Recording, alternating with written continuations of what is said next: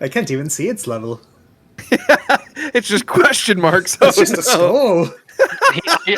I see them, and then I think of Sir Diminetus. I look back, see you. Maybe we be going the other way, and I start going back towards safety. We return to the adventuring party. Okay. Sneak around. Sneak. Okay, they're coming.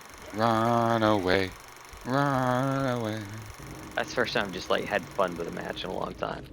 Once again, this is set in Westfall, but you guys are like starting kind of split up, right? Bwon, you and I kind of talked about what you're doing right now. Valen, you kind of talked to me a little bit about where you wanted to start out and kind of what you'll be doing at the beginning of the campaign. So as two of the representatives from the Alliance, Sir Diminetus and Veilindra NightBloom, you both were sent by your respective factions to Stormwind just to assist Diminetus. It's a little different for you because the relationship with the gnomes is already pretty good. But you being kind of the person that you are as a warrior, you're being sent to Stormwind, specifically to Matthias Shaw for an assignment. Veilindra, you've been sent by the Kaldori. Remember, this is after the third war. And so the Kaldori are just now kind of being introduced into the Alliance. You guys are in Kalimdor as well as kind of a race, so it's not normal for night elves to really be seen kind of in human kingdoms as much. You guys are pretty secluded with Teldrassil and kind of that entire area over there, even more so from the Horde until you get into Ashenvale area. So yeah, there's definitely some kind of tension in the Alliance right now. There's new races that are kind of being added into the Alliance. The humans are a lot more open to accepting dwarves, gnomes, night elves. And so, yeah, you have been sent by the Kaldori specifically to try and help build relations with the human kingdom. Because the human kingdom is kind of the capital of the Alliance, you could say, in Stormwind. You both met with Matthias Shaw, who gave you an assignment, both of you, to travel to Westfall, and not only report back kind of what you see and what's going on in Westfall. There have been rumors and reports of thieves and bandits taking over some of the farming lands out there, but also the local settlement of Sentinel Hill has been in kind of a state of disrepair, and they've kind of lost communication between Lakeshire, Stormwind, and Sentinel Hill in Westfall. So both of you have been dispatched out to Sentinel Hill to speak with a Grin Stoutmantle. As you guys exit Stormwind, you come across the statues of fallen Stormwind heroes. You see statues of different humans, inscriptions under each of them. Sir Diminetus, you're well known in the Dunmoreau area at this point for your feats of strength, but you've never really spent a whole lot of time, even with the deep run tram that runs between Stormwind and Ironforge. It isn't necessarily something that you've taken a whole lot. You haven't really spent a whole lot of time here in Stormwind, and then this will be the first time seeing kind of Stormwind at all for you, Veilindra. Are we just walking to somewhere specific? Yeah, so essentially you're walking out of the Stormwind kind of gates. You see once again what looks like kind of an elven woman with the bird here. Let me see if I can get my pointer out. So yeah, you see her, you see kind of an older, what looks like maybe an archmage, a dwarf at one point. As you guys are kind of exiting the Stormwind gates, walking along the road towards kind of a smaller town that you can just kind of see through the foliage of the trees as you're exiting. You know that once you get to this town, you have to take a right, and basically you follow that road into where Matthias Shaw, the leader and kind of spy master of the Alliance, has sent you to. As you guys are walking, what would you what would your characters kind of say to each other? This is your first time really meeting each other. You maybe gave like a kind of like curt nod, obviously, but most of the time that you spent kind of in your initial meeting was Matthias kind of explaining to you the situation, and explaining to both of you kind of, you know, the rules within the city and stuff like that.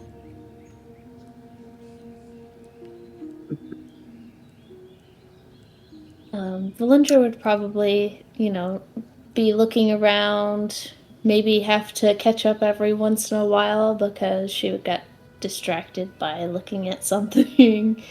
And probably at one point would be like, "So have you been here before?" Oh, only a few times. A couple times.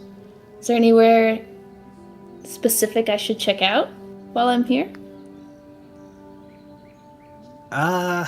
Most of the times that I came here, it was on business. Not really my choice for a place of luxury or enjoyment. That's fair enough. Can you both describe, Veilindra, you go first. Can you both describe kind of what you guys look like, what your characters look like upon, kind of first meeting? Yeah, let me pull up my picture so it's easier for me to see what she looks like. Yeah, so Veilindra is a night elf, and so she's got, regular elfy features. She's got like this pale lavender skin and a couple of tattoos on her face, on her shoulders that are also like a dark purple. She wears like typical night elf outfit, as well as some wraps around her arms and on her legs.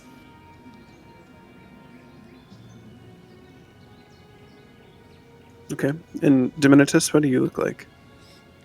Diminetus is, of course, a gnome, is very short, is dressed in not finery, but well-maintained brigandine kind of armor, if you will.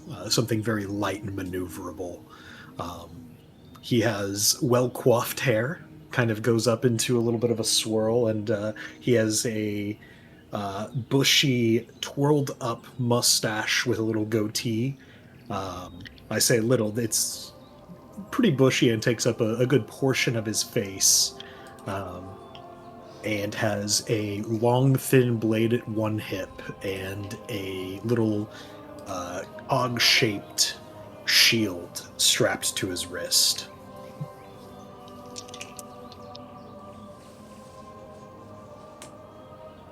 If I was going to recommend somewhere to spend time, the wonders of the Dwarven District. That's where I spend most of my free time when I'm in the city. Lots of wondrous things being made there. If I have time, I'll check it out.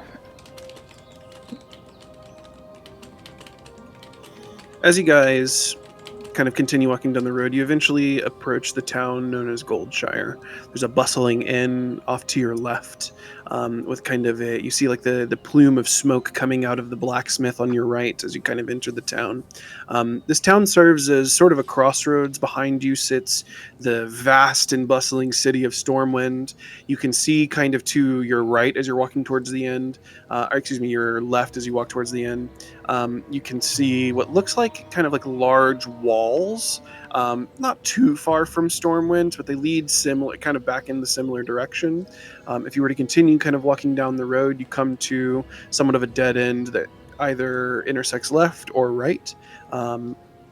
And then in front of you, just a vast expanse of like forest, kind of like rolling foothills. You can see kind of off in the distance, different kind of wildlife. You see things such as, I would say like medium-sized kind of like boars running around. You can kind of see like wolves and bears as well. If you look a little bit farther kind of into the tree line, you guys know from your briefing with Matthias Shaw that you should be going right here. Though you may stop and speak with anybody in the town if it so pleases you.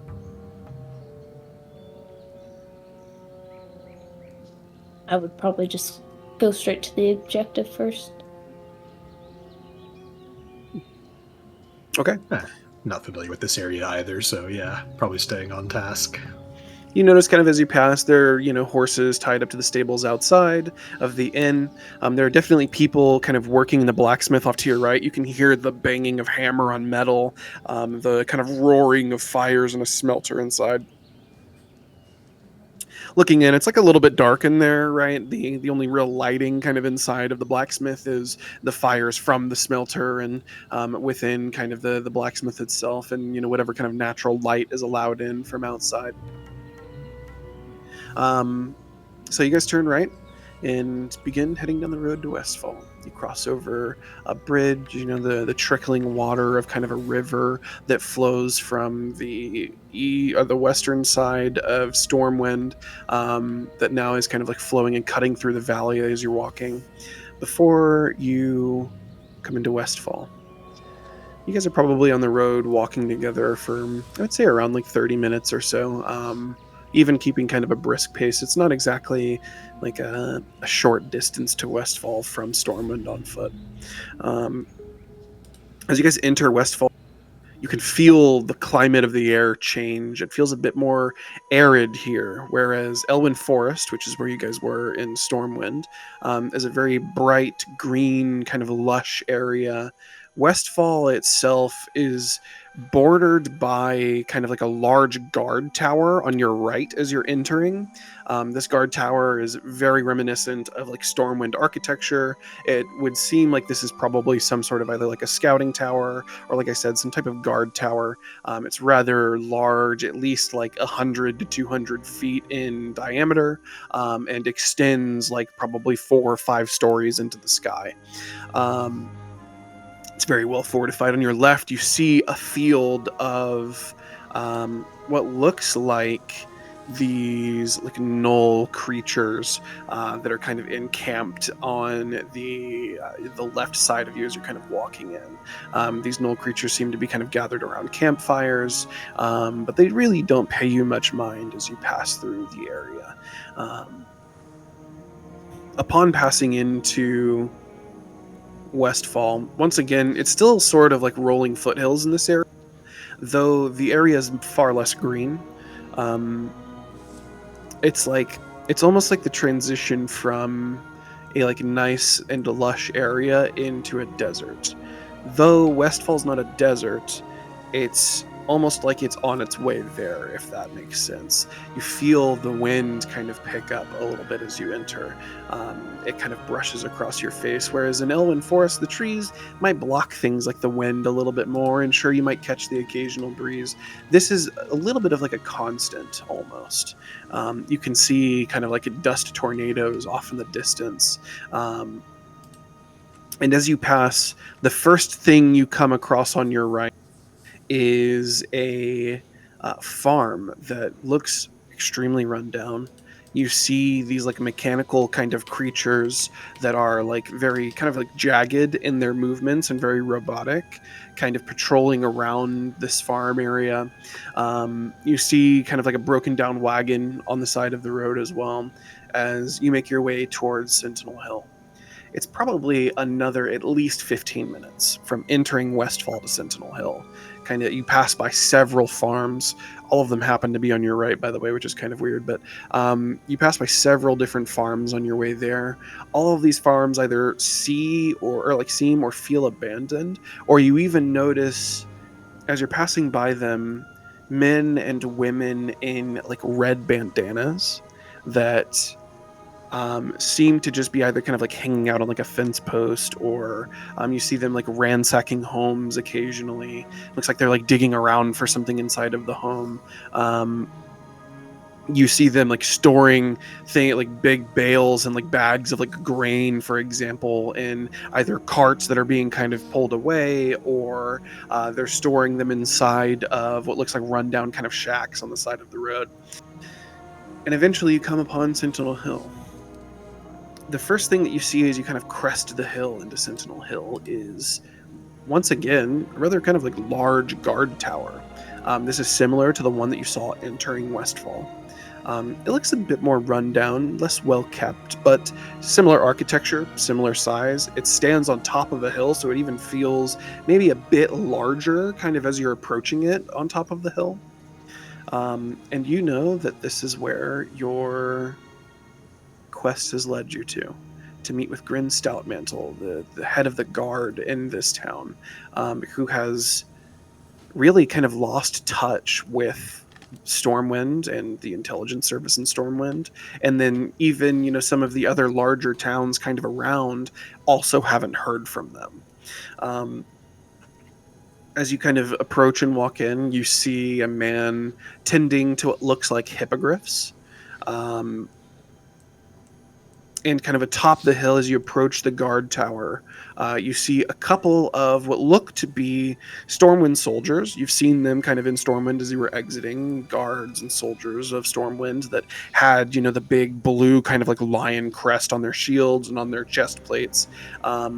These men are wearing similar armor, but they're a bit more run down, I would say. Their armor has like less luster to it, less sheen that you can kind of see bouncing off of the sunlight. And you see a man with an eye patch as you approach. From what Matthias Shaw told you, this should be Grin Stoutmantle.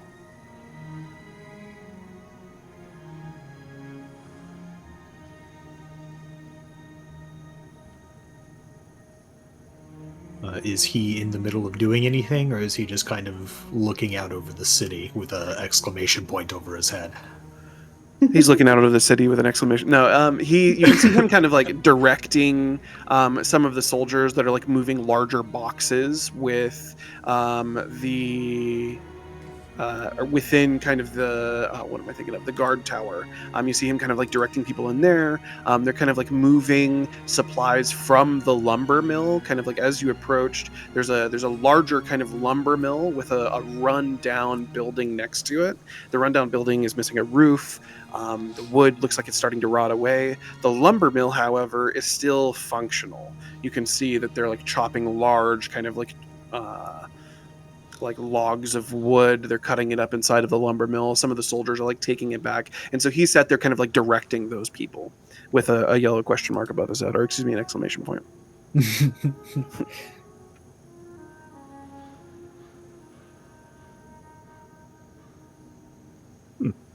He doesn't really seem to pay you mind as you guys walk up. Mr. Stoutmantle, I presume? You see him kind of like turn to look as if there was like a human kind of next to him. He sees the elf, which for having a single eye kind of surprises him for a moment. And then he like kind of looks down and sees a gnome. But for a moment, he kind of expected a human to be there. Oh, hello there. What brings a gnome all the way out here to Westfall? Sir Diminetus of Gnomeregan.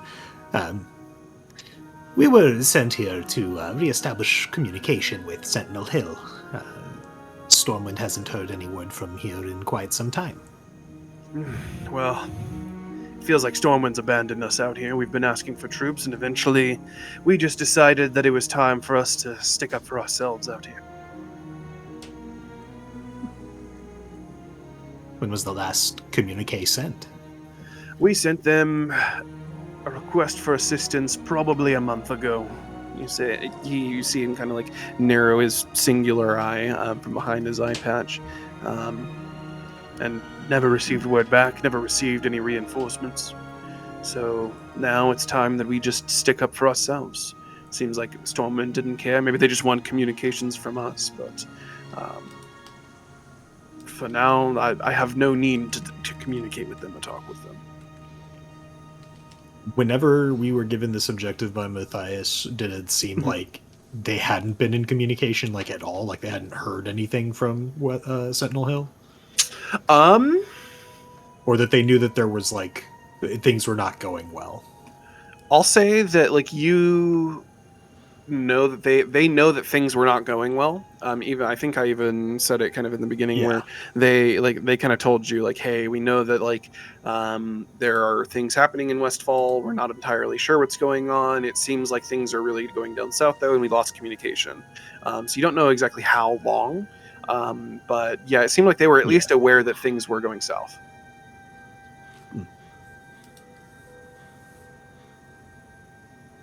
Well, we're here now. Right, Put us where to to work. begin? And are you the reinforcements? He kind of looks at just like there being two of you, you know? At Did least you it's bring a start. regiment? No. We are somewhat renowned ambassadors of our people. He like kind of looks the elf up and down a little bit.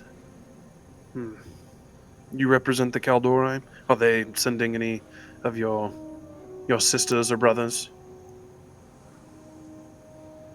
For now, it's just me. You see a man who is quite proud, stands tall, has served quite clearly years in military service to both Stormwind, deflate a little bit in this moment. He had obviously been kind of very serious when you approached. He seemed to kind of perk up when you guys talked, thinking that maybe like you were just kind of the beginning of reinforcements, and then deflate again, knowing that you're potentially all that's coming. You see his brow kind of furrow in thought for a moment. Well, we've got things that we must do here. However, because everything that we're doing here and we're fighting off these thieves that surround us, we have unfortunately neglected the countryside a bit. I'm sure you saw on the way in, many of the farmers are struggling dealing with this, and we don't have the reinforcements to be able to back them up. The Defias are a cunning bunch, and they outnumber us greatly. First, I think you should start off with maybe gathering a few mercenaries to your side, see if there's anybody who could potentially help you in your quest. And then travel to the Fulbra farm. That'll be the farm that you first passed on your way into Westfall. It should have been right there on the right, kind of as you approached over the bridge from Westfall. And talk with them and see what you can do. And if you guys prove worthy, then maybe we can talk about more militant help that you might provide for us. I heard rumor of an interesting creature that's been roaming the hills here in Westfall. Last I saw him, he was traveling around some of the farms in that area. He's a rather tall creature. I don't know if either of you have ever heard of them, but they're trolls.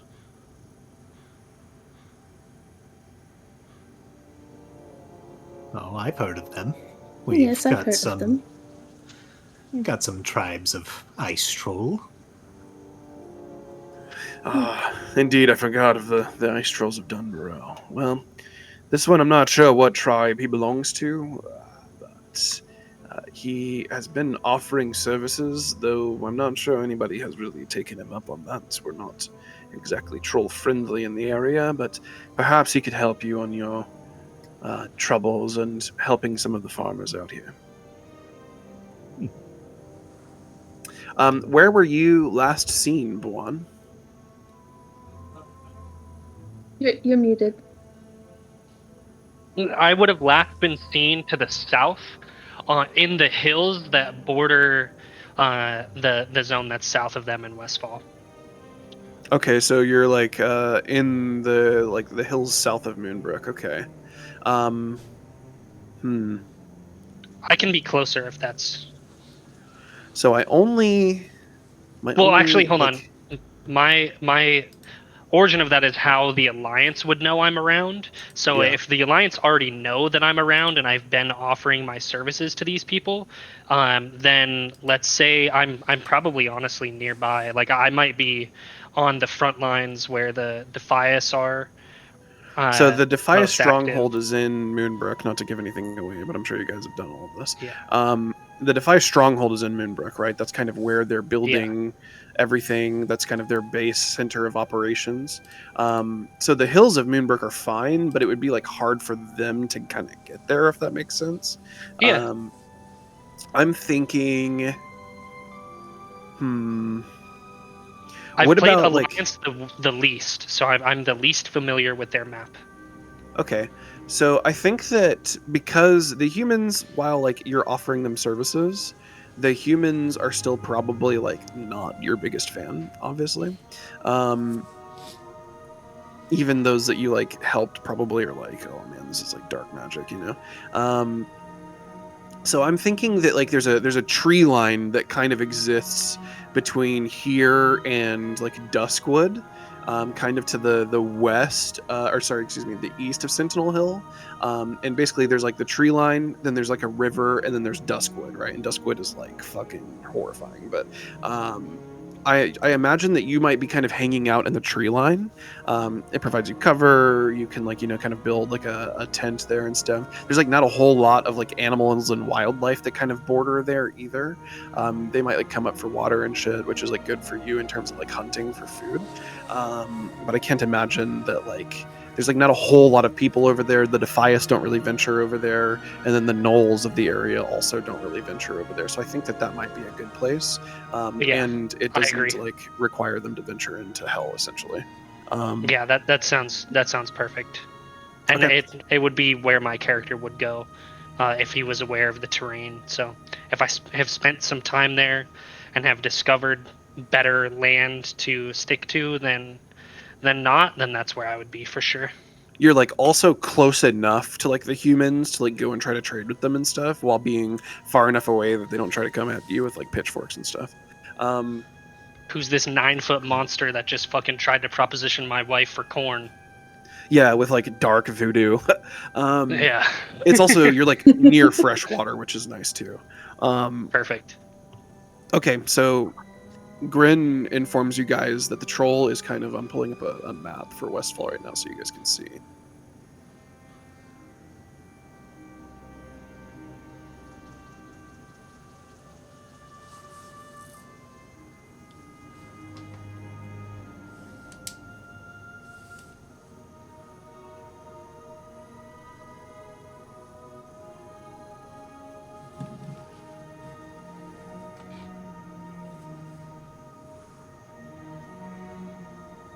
Let's see if I can add it here.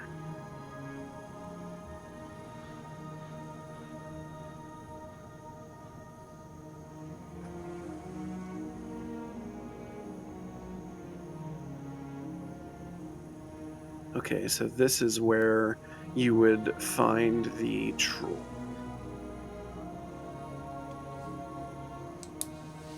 Somewhere in those bushes.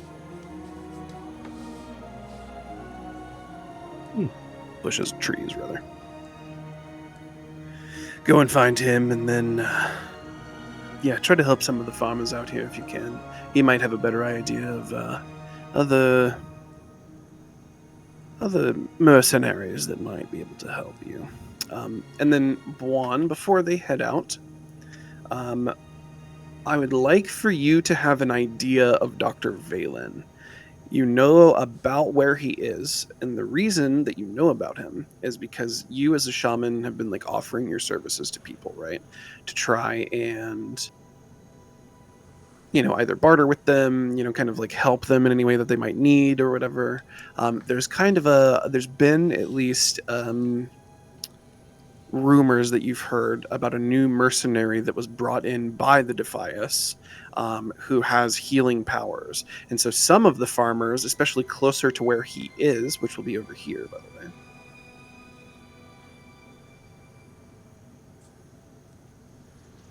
Closer to where he is, some of those farmers have kind of told you, for lack of better terms, fuck off, because they don't need you, because they've hired out his services from over there. Valen, while you are working for the Defias currently as kind of a mercenary, they're just, the highest bidder. You, being a goblin, will work for money, right? Especially when there's like downtime. And so if you have any downtime, some of the farmers might have been approaching you asking for, either healing or you to like provide them any kind of like blessings that you might through the holy light, because they've heard that you have the ability to use that. Sounds good. So Yeah, when the gnome and the night elf approach you, find some way to bring that up, Bwon, if you'd like. And as Veilindra and Diminetus leave Sentinel Hill, you guys pass through. You see Diminetus, some vultures that look like they could potentially eat you. And I'm not talking about like, oh, you're dead and they're just like eating you. No, like they look like they could just in a single gulp eat you. These are fucking huge vultures. You see really large boars that could honestly serve as like a mount for you. That's how like huge they are for you. Veilindra, you notice that like while you're surrounded by this wildlife, you as a part of the Kaldori aren't in any way like, this isn't like new to you. The Kaldori are really, really in tune with nature, even though you as a priest don't necessarily like practice being in nature as much as maybe like a night elf hunter would or a druid might. You are born in nature. The night elves are like great companions of nature, so all this wildlife doesn't necessarily scare you. But I mean, you see kind of the observation that I made. This vulture could eat Diminetus. Diminetus, how do you kind of look as you guys are walking not only across the road, but kind of across the plains towards the tree line? Yeah, I think the boar's not of any particular concern to Diminetus. He's, traveled around Dunborough quite a bit. He's used to like bears and shit, so that's nothing too crazy. However, big ass birds like that, yeah, no. Diminetus is keeping a wary eye, and he's trying to like not be obvious, but he's like slowly, like if they're approaching like one on the left or right of their path, he is slowly kind of like straying to one side of the elf or the other, based on which side the birds are coming up on, trying to kind of like keep her between him and the birds. Okay. Yeah, I would also keep an eye on it just because I notice how small he is as well. How food size he is. You notice that like as you are trying to like kind of avoid and or place them kind of in between, or place Veilindra kind of in between you and the buzzards don't necessarily, or the vultures don't really don't seem to be aggressive towards you immediately, though they are watching you, Diminetus, as you're like kind of eyeballing them and maybe peeking around Veilindra's skirt a little bit. You see that like these creatures are looking at you, and potentially getting a little too close to them would cause them to attack, either out of like a territorial sense, or maybe you're just, it's a little too much work maybe for them to go eat you right now, but if you get closer, that reduces the energy that they would need to eat you. The boars I download the plugin that gives me, visual aggro range, so I can see the radius on the ground. And you're getting a Lua error.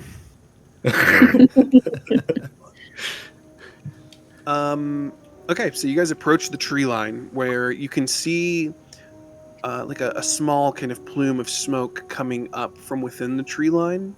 And Grin Stop Mantle didn't tell you of anybody else that should be out here, so it's probably safe to assume that this is who you're out here after. And as they approach, Bwon, what do they see? You see a 9-foot tall troll bent over with his back towards you, playing with all kinds of potions into a pot that sits in front of him. As you get closer, a kind of green puff, shoots up and out to the side. Oh, I'm not on camera. Hold on one second. A green puff shoots up and out to the side, and you hear a deep laugh.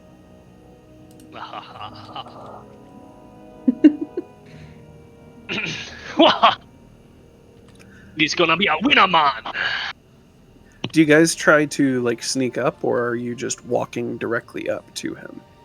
Walking directly up, and literally as that's happening, Diminetus was in the process of holding his hand up and greeting and going, Well met. I am Sir Diminetus of Gnomeregan. Oh. I would say, excuse us, my name is Veilindra NightBloom. Nice to meet you. I was kind of caught up in my work. Sir Diminetus says something, and I turn around and huck the potion that I just made at him. Okay. I try and catch it because I actually like straight up what distracted Sir Diminetus is that he saw like the little puff of smoke and goes instantly into his like analytical mind, goes, "You're making potions. I know about potions," and it was like about to start talking about that, and now there's a potion being thrown at him. So I'd like to try and catch it. Yeah, do sleight of hand. Sleight of hand. Yeah, see if you can catch it. That's a 13.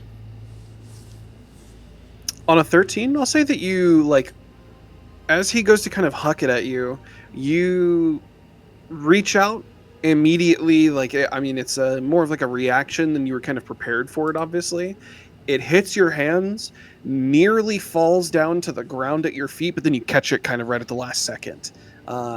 Which, I mean, you know, from your hands to your feet isn't exactly like a whole large amount of space. But, yeah, you kind of like, you fumble it for a moment and then you catch it right kind of at the last second before it either splashes all over you or the ground at your feet. Oh. A purveyor of potions, I see. I will leave this up to you, Mr. DM. I was experimenting with a potion. I did take the alchemy class. Okay. What potion would you allow for that to have been?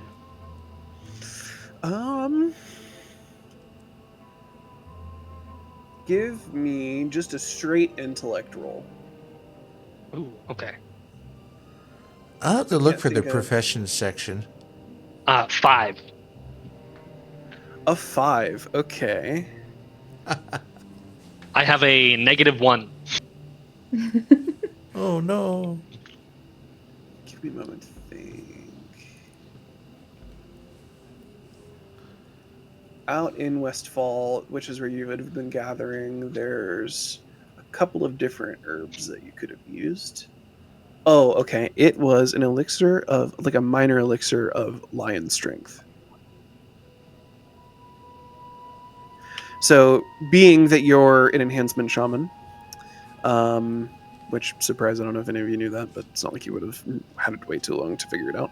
I'm assuming that you would be trying to maybe do something to augment your own kind of physical abilities. So the elixir of lion strength would... Let me see exactly. That's what I had in my mind, but I wanted to make it be fair. Yeah. Elixir of strength. I turn around and go, "Who be going there?" and throw an elixir of strength at Sir Diminetus. How much do you know about potions, Sir Diminetus of Gnomeregan? So I do have proficiency with alchemist supplies.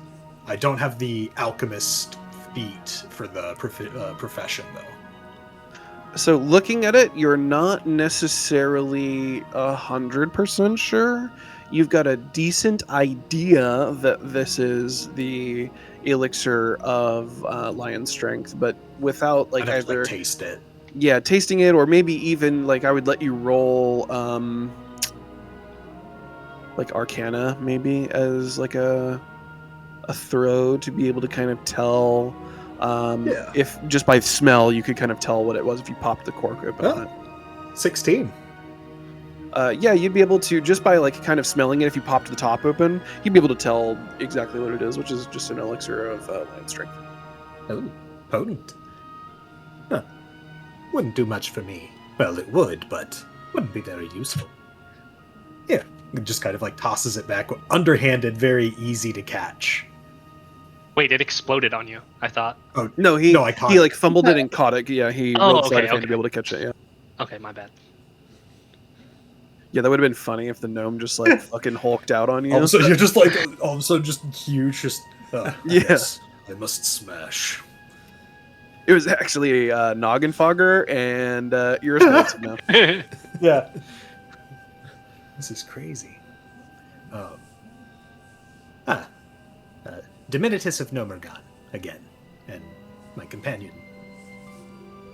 Veilindra NightBloom. Was that really necessary?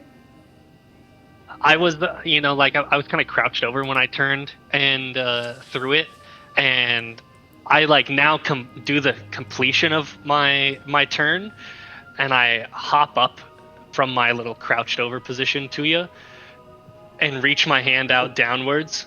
Bwon, at your service. I'll shake your hand. A pleasure. Diminetus has to reach his hand straight upwards, basically, to make up for the difference in height. Pleasure to be meeting you. He can because of the way that Troll's hands are kind of large as is, and you guys don't have 5 fingers, obviously. He grabs Diminetus grabs a single finger on your hand. Kind of you lift him up off the ground as you go to yeah, as you go to shake his hand a little bit.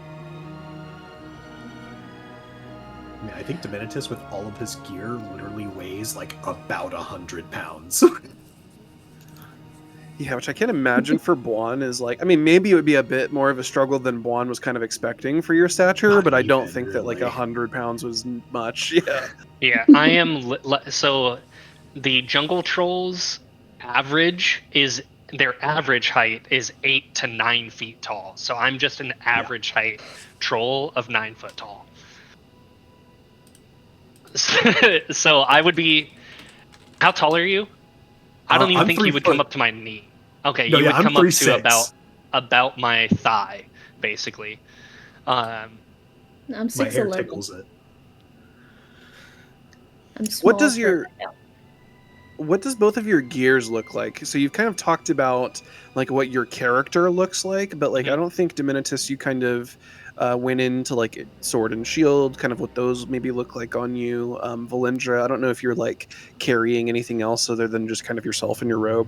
And then Bwon, same for you. I'm not entirely sure kind of what your clothing and if you have anything else on you, because I know that you use melee weapons too. Yeah, so I have a lighter green skin with a kind of darker hair color. You can't tell if it's a really dark brown or if it's black. It's bordering right in that area. My eyes are kind of a lighter green, kind of that elemental green color. On my face, I have tribal tattoos that are swiping up that look like paint, and they are swirling the different colors of the elements. So they're going back and forth between the red of fire, the green of earth, the blue of lightning, kind of swirling back and forth. And I have more scarring on my chest, and then more tattoos leading down my arms that have the same color effect.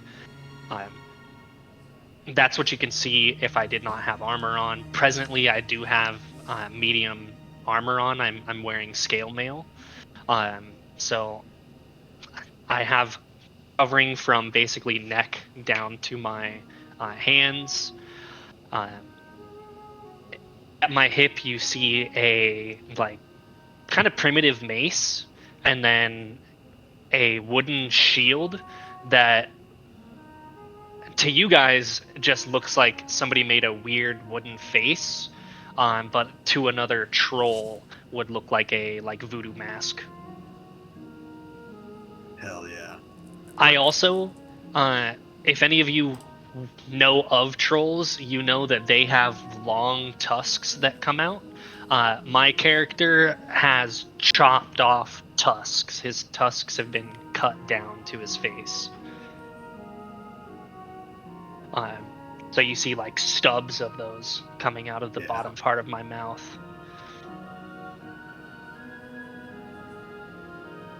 And then of course a bag full of numerous things. Any visible weaponry? Yeah, you would I have a mace and what to you would look like it probably is just a shield. Okay. And then strapped to my hip is several wooden things. They just look like things to you. You wouldn't really know what they are because they would be very specific to my tribe of troll.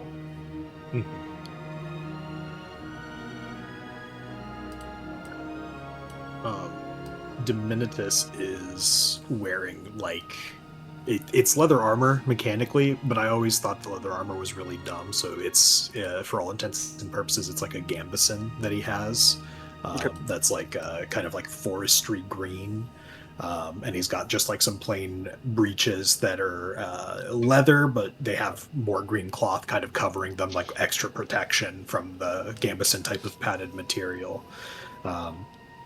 The blade is essentially like a rapier. It's got a basket hilt that's not super fancy, but it is like more than you would have on like a standard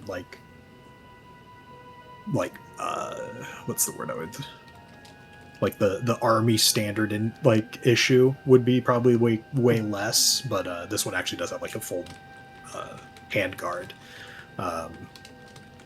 And then he's got the cog shield that does actually have some like little spinning like whirring bits on it. It doesn't actually do anything fancy, but it does have like some internal mechanics to it.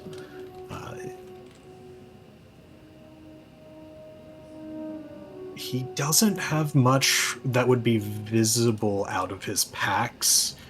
There's like the hint of what would probably for even like Veilindra be like a hand crossbow, but for him it's a full-sized light crossbow. And just like some extra pouches on his belt that seem to be bulging with just material, loose scraps of metal, little bolts and such. Veilindra doesn't have any special armor or anything special about her particularly. She does have a quarterstaff that's flavored where it has a moon in the top that she fights with. In the picture I did put armor on her. I can't remember the name of the spell, but I do get a spell that gives me like a plus to my AC. So I figured I would just flavor that as her shoulder. Like she wouldn't have her shoulder things all the time, but when that spell is on, that she would have the shoulder things on. Okay, so right now you're just kind of rocking like kind of like robing, I suppose, with like okay. Whenever you do use that spell in the future during combat, just at that point, kind of flavor it as it is. Okay. And so you guys see this like troll kind of like on top of I think you said your tent, right? I was like crouching over. Okay. Like a pot, basically. Oh, okay. Pot, mixing potions. That's when I turned around, threw it, and then we've introduced each other now. I don't have a tent up anywhere that is visible. In this area, I would have primarily been sleeping by hammock. So, like, maybe if somebody's familiar with nature, they could see like lash lines along a tree, or like abrasion marks along a tree where a hammock would have been hung, and then like maybe scuffing from my feet of where I would have been sitting at. But other than that, I would have been primarily relaxed. I feel like if I've found an area that I'm not constantly under pressure for, I'm, especially being as a shaman, and then even more so being as a jungle troll, I am very, very comfortable and relaxed in the elements.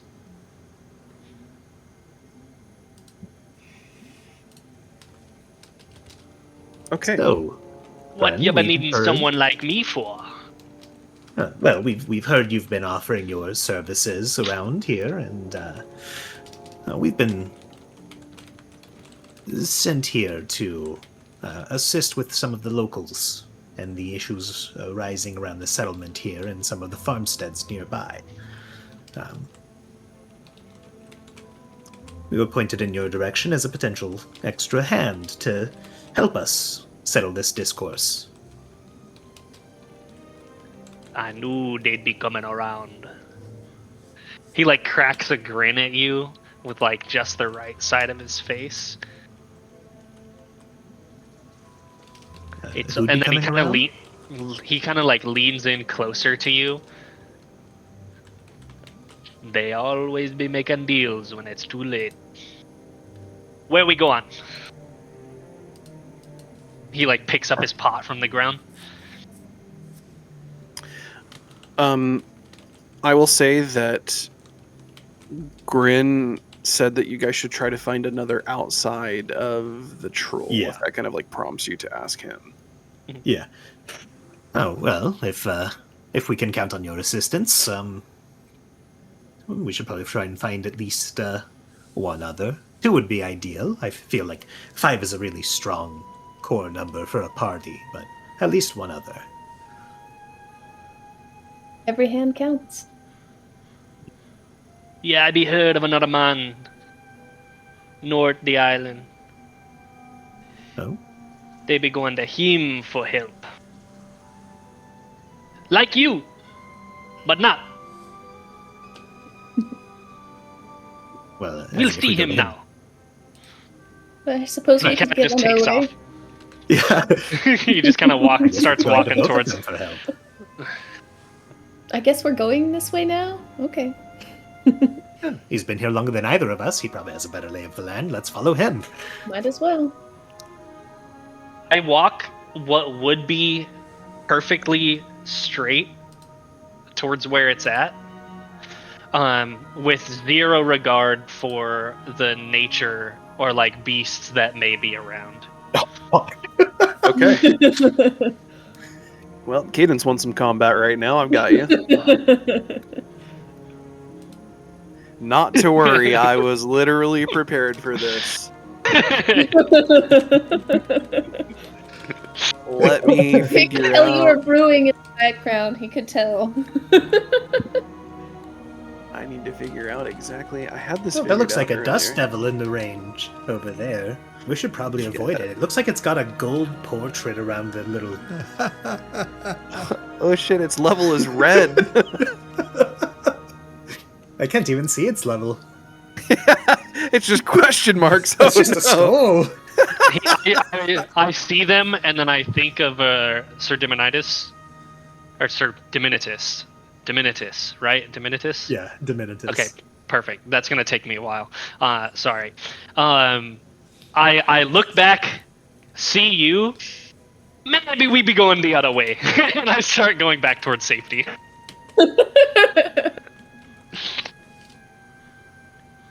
Unfortunately, it's too late. As soon as I finish. Oh, damn. Unfortunately, I think it might be a little too late for that. We hear the aggro sounds in the distance. Yeah, it will not. Yeah, all of a sudden you look at your character model and there's like the 2 crossing swords. You're in combat. I just need to figure out. KP minus. Okay, go ahead and roll initiative. Oh, shit. Yay, I got a +0. Ain't that great? I got a 18 for my initiative. I 15. rolled a 17, and I only get a +1. Awesome. I got a 21. Holy shit. Nice. 17 plus 4. That's pretty good. Damn. Man's got a 4 to the initiative? Holy fuck. I might not Okay. have done the initiative part right, but we'll find that out later. And I got a nothing. Because I'm not there. Damn.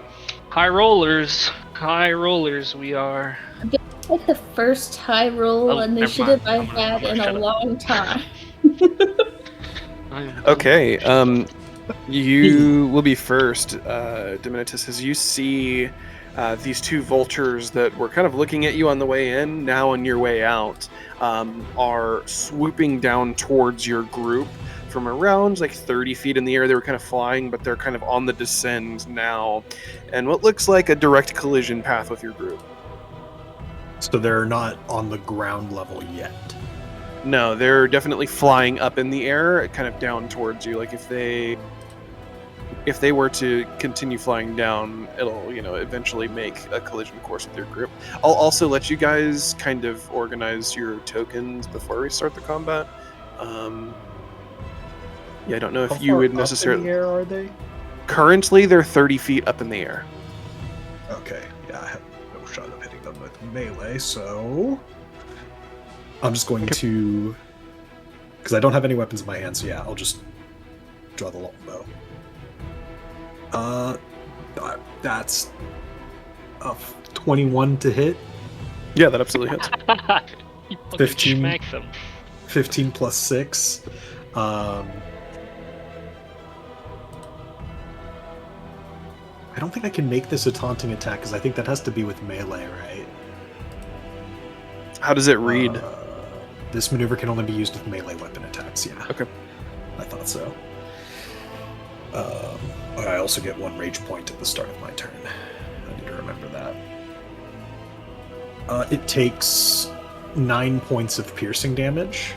Okay. And then I am going to drop the bow. Which one did you attack again? The one on the right. Yeah. Okay.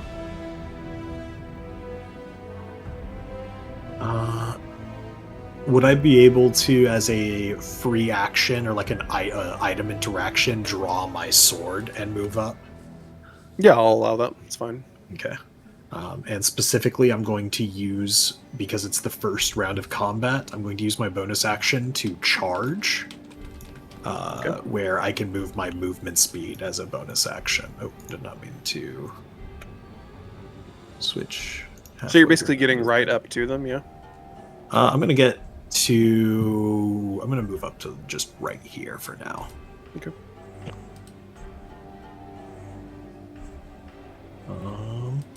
Yeah, and that'll be my turn. And now, because I charged on my first turn, instead of having to spend a rage to do that, I gain 2 rage, so I'm at max rage now. Great. Okay, Bwon, it is your turn.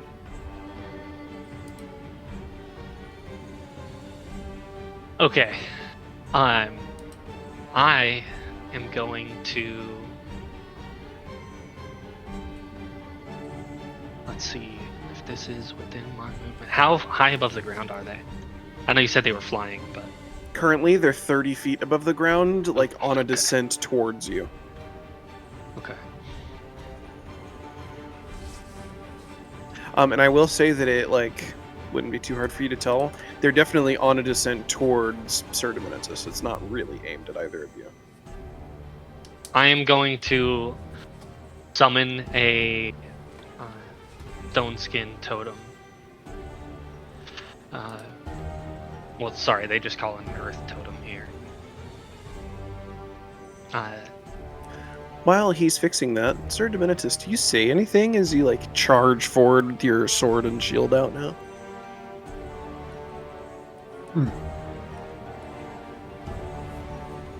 Normally he would. He would have some sort of a cry, but he's kind of cowed by, There's not a lot of large birds in Dunmoreau. Fair. He gains 1d4 plus my wisdom modifier, which my wisdom modifier is 4. Okay, so roll your 1d4, and then whatever that is plus 4, Sir Diminetus, you gain temp HP. So we all do. Awesome. I can do it to as much as my proficiency bonus. Which is how much? Which with this is 3. Okay, so yeah, all 3 of you, and that's per turn, or is it just permanent until the end of combat, essentially? So it takes a action immediately after my action every round of combat, and I will be doing that thing every round of combat. So is it explain what you mean by that, an action after your action? So when I make a turn, yeah, the totem has its own turn after me. It is its own entity. So when I'm done with my turn, the totem has a turn, and every turn will just be reapplying stone bulwark to us, long as it's alive. Okay, so basically the counter to that is killing the totem. Yeah, and then but they have made the totems stupid strong in this. You might want to look at that. I'm down to reduce the health on them because they have like at level 3, they have my wisdom modifier plus my health times 10, which would be over 300, and that's just So- not. that stone skin totem that you What? just put down has 300 HP right now. Yes, it's ridiculous. Yeah, we'll talk about that. Yeah, I don't think that you're gonna. It'll be a problem for this, but yeah, we'll talk about it. Yeah, That should mean 30? It's something should be nerfed. Because there's no way that I can like balance combat around like Yeah. dealing with your totems without one-shotting everybody in the entire world, right? Like, Yeah, it's ridiculous. I'll bring Deathwing against you guys at level 3, I guess, to deal with your fucking stone skin totem. But Hey, achievement. The cataclysm happens mid-combat just to take out the totem. literally, with the fucking Deathwing volt shows up, one-shots the totem, and then flies off. Yeah, exactly. Yeah, 300 is absolutely. I don't know who fucking thought that would be balanced, but Yeah, I don't know why on earth they thought. I think it's because you can only cast it. Like I can only cast it once every long rest. which is like So- fair. I'm okay with it being strong, but like, yeah, I mean, obviously 300. Yeah, it's but just impossible to balance. Yeah, there's no way it should have 300 damage or 300 health. It's Yeah. ridiculous. The Hey, fact it's- they say your health times 10 is kind of insane. I think like just doing your like modifier plus your health is fine, right? Like, there's no reason your totem should be stronger than you are when it can't fucking move. Yeah. I don't know. We'll talk about it later though, because yeah, I don't think it'll like have that much of an effect on this combat.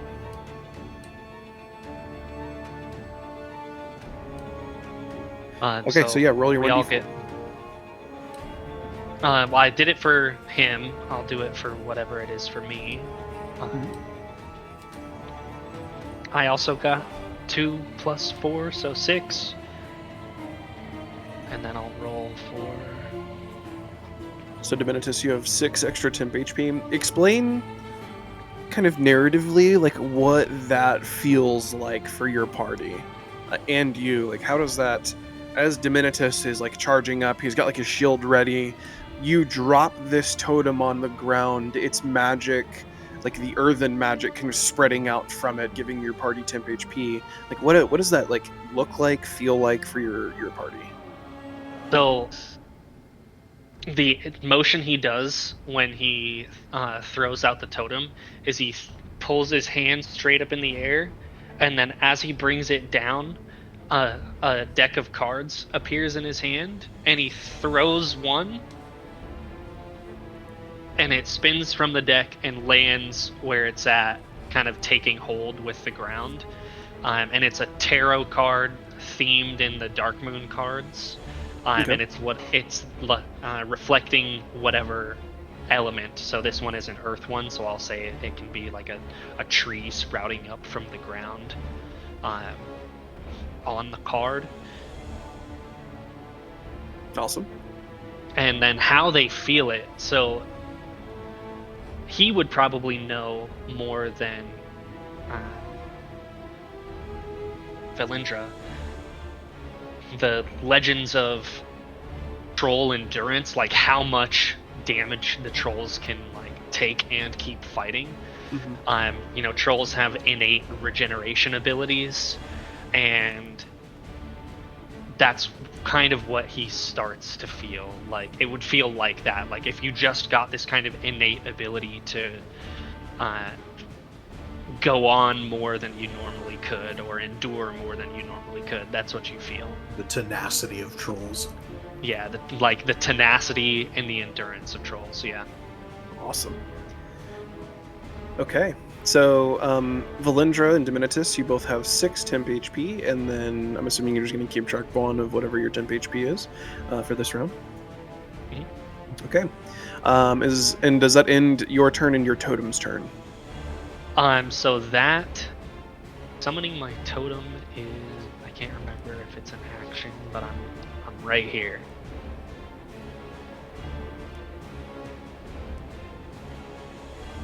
Yes, that would be my action. I still do have 30 feet of movement, so I am going to. I'm going to move my character next to my totem, and I'll say my totem is right here. Okay. I'm going to get tokens for your totems and stuff. Okay. And we'll be able to place those down, but I just don't have them right now. So yeah, you can just mark it wherever. Perfect. Oh, and the attunement that I'm in currently, when you guys came across me, would have been Earth. I'm in the middle of doing some alchemy of the Earth. Awesome. Okay, Veilindra, it is your turn. So the first thing I would do would be to cast the armor on myself. So I posted the spell in there. It gives me a AC becomes 10 plus my charisma modifier. So instead of 10, it's 14 because I don't have any armor. Okay, yeah, so your AC is now 14. As you kind of like prepare for the fight or whatever, you start to kind of charge up with like a holy kind of energy that begins to radiate off of you. Yeah, increasing your AC. And that's when my armor shoulder pauldron things pop up. Awesome. You guys see this like almost like an image of like shoulder kind of pauldrons that are just like purely based in the light, the light or the light of the sun kind of like shining and shimmering off of them. And that would be... Wait, double check one thing. Yep, that would be my turn. Okay. With that, the vultures are going to take their turn.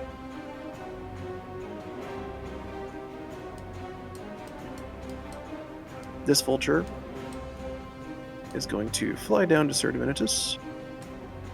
Come at me, you oversized owl.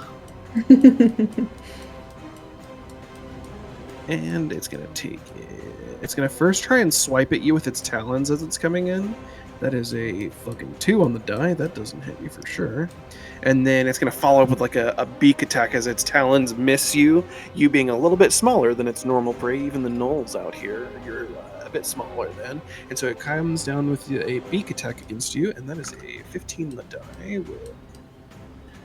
That's a 19 to hit. That does hit.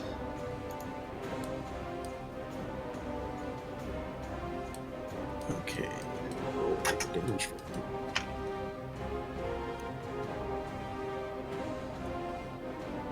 That is 7 piercing. Actually, no, it's slashing damage with its beak. Okay. That's fine. The other one is also. It was also kind of aimed at you.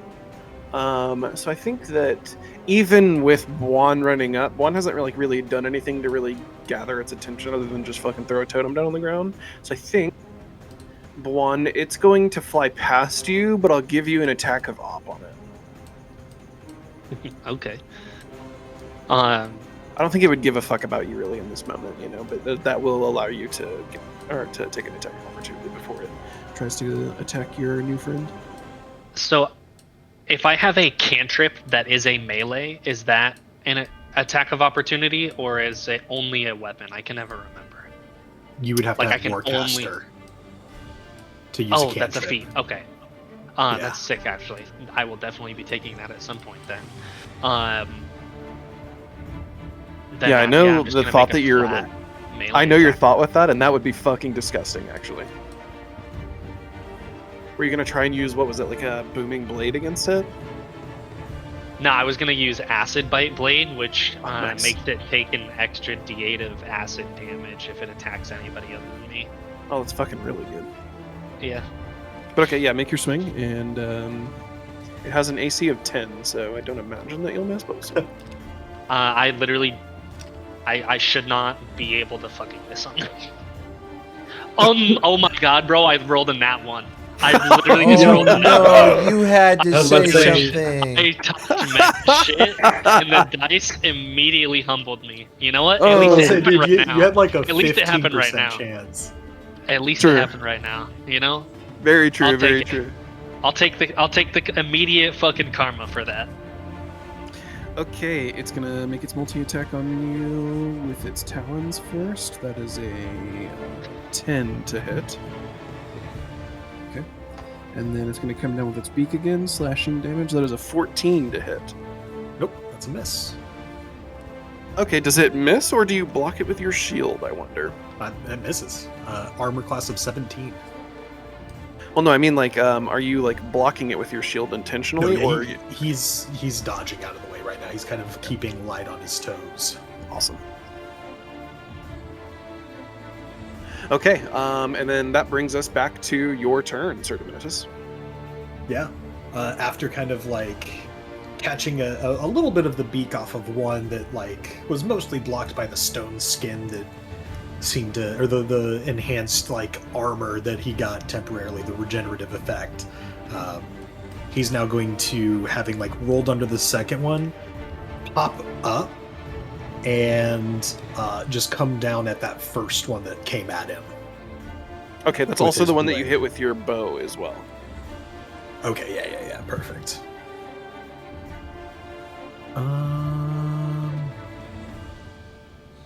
Yeah. I don't have anything special other than this is going to be a taunting strike, and there is no save. It's just if I hit, I think it's just taunted. Sounds good. That's a 14 on the die plus 6 for a dirty 20. That absolutely hits. And that's going to be... ooh, that's a low roll. I'm going to burn a rage point and heroic strike to reroll my damage die. Fucking same thing. I'm going to burn another rage point. Fuck it. God these birds. damn it! Faith. It was just meant to be. 2 plus 4 for 6 piercing. Okay. Fucking 2 Damn. rerolls. I got a 2 3 times. That's crazy. Fucking trash. Okay. You slashed into the bird. The bird, you like, there is definitely blood that kind of gushes out onto you as you hear it like kind of screech before like recoiling at your sword cut. And yeah. Excellent. And that will be my turn. I'm just going to kind of bunker down, get behind my shield, but I'm keeping moving around. Okay. Bwon, it is your turn. I'm gonna roll for his temporary HP. He gets 8 temporary HP. And that is, so it like replaces the old temp HP every single round, right? That is so fucking disgusting, by the way, because like if I break his temp HP one round, you just give him temp HP again. That's like Twilight Cleric on steroids. Yeah. You did go through my temp HP. I did take 1 point of damage. Yeah. That is literally a Twilight Cleric with 300 HP at level 3. We did. So I have the original version of this, which is missing some of the revisions. Frenchie went over the hit like the current version you guys are using and said it's an AC of 18 and it has HP equal to 5 times my shaman level, which would be 15. And I think that's fair. Yeah, I think so too. Yeah. An AC of 18 is a little high, but I'm fine with that, honestly. Like 15 HP is fine. A good monster will fucking one-shot if it hits. Yeah. And like as you scale higher level, 18 isn't like insanely high as an AC, so. Yeah. So yeah, he gets his temp HP back. I'm going to run to him.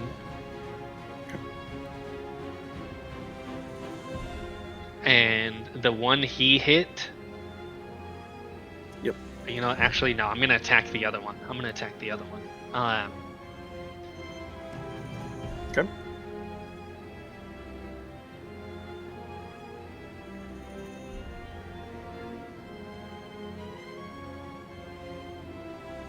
Okay, so I get to make a melee attack. Oh shit! I just dropped the fucking die on the ground. I brandish the weapon used in the spell's cast. You can make a melee attack with it. One creature within 5 feet of you. On a hit, the target suffers the weapon's normal attack effects, and you cause green fire to leap from the target to a different creature of your choice that you can see within 5 feet of it. The second creature takes fire damage equal to your spellcasting modifier. Okay. Let's do it. Remember, you can't miss.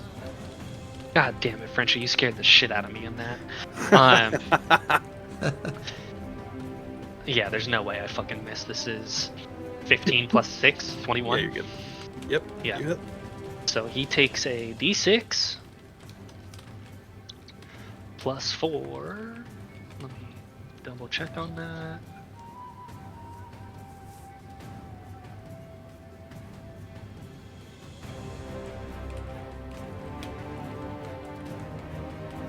Yeah, d6 plus 4. I fucking rolled on that one. So he takes 5 bludgeoning damage, and then the other one takes bludgeoning damage equal to my. It takes fire damage, right? Not bludgeoning. Yeah, sorry, fire damage. It takes fire damage equal to my spellcasting modifier. And yeah, that's it. So let me figure out what that is.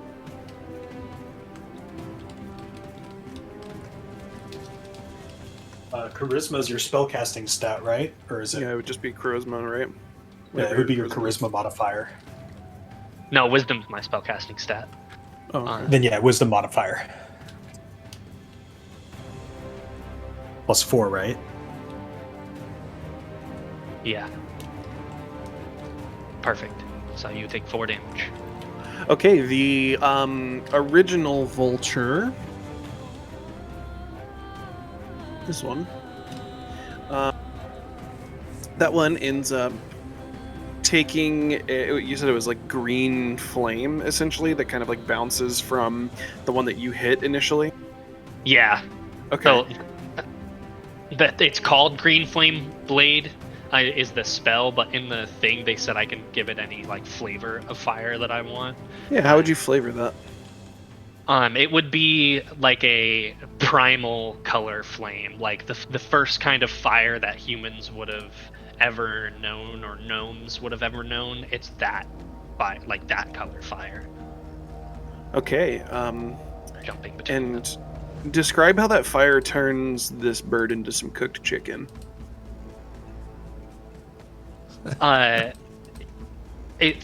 when it jumps from the other bird, it kind of, the flame just barely gets the edge of its feather, and then moments later, because of how flammable birds and bird feathers are, it just catches a light, because it was also flapping its wings to stay afloat, so it's essentially just fanning the flames on its wings as it gets cooked, falls to the ground dead. Ooh, roasted quail. Nice.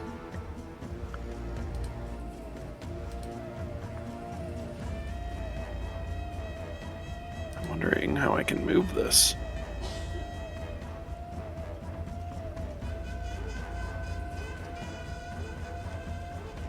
Nice. That works Okay. perfect. Veilindra, it is your turn.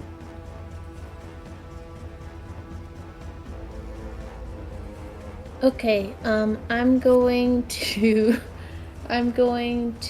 mind flay the alive one. I can do it within 120 feet, and the target must succeed on a Wisdom saving throw or take a 1d8 psychic damage. Okay, it has a +1. What is its saving throw that it needs to make? I think 14. Is it my spell save DC? Yeah. Okay, yeah, that's what it is. Okay, it rolled a 10, so even with the modifier, so it fails. Okay, and then That just means it takes full damage. There's like no other. so if I use the spell again on that same target, my next turn they take a 1d12 psychic instead. Okay. Cool. If it saves, what happens? Does it like not take damage, or is it like half damage? They don't take damage. Okay, interesting. All right. Yeah. Is that a cantrip? Yeah. Yeah. It's That's so fucking cool. I Yeah. love that. I think it's the same as like the cleric's toll, right? It's similar, but the Toll the Dead only requires that they be damaged. You don't have to hit them twice. This is just like you have to hit twice to deal the damage, is what it sounds like. Yeah, so the I mean, she's doing damage to it now, but yeah, it does extra damage next turn, essentially, if she hits it again. Which, like, yeah, I mean, it's nice for a cantrip because you can just channel that consistently. I pasted it. Toll the Dead, for example, would already be doing a d12 because it's injured, but Toll the Dead is also specifically necrotic damage and, like, is... it's specifically 1d8 if it's not hurt, and then 1d12 if it is hurt. This is just mechanically more specific, and I love that specificity. I like it doesn't require the creature to have failed either, though. So even if it succeeded, you're still doing extra damage on the next turn. So like, yeah, it could work against a non-damaged creature, which is also nice. I agree. It takes 5 damage. Okay. The creature is definitely bloodied at this point. Though, I suppose, what kind of weapon did you hit it with again, Bwon? A mace, like in WoW, just think of like a wooden hammer. Okay. Mace to the face. Yeah. I think that Veilindra, you might be able to see this because night elves are pretty keen in terms of like their senses. And then Bwon, you wouldn't be able to see it because you're kind of behind the creature. Diminetus, you'd also see this being so close to it. The vulture now has like blood kind of leaking out of its eyes as we come to its turn, and it attempts to just run away from you guys out of fear.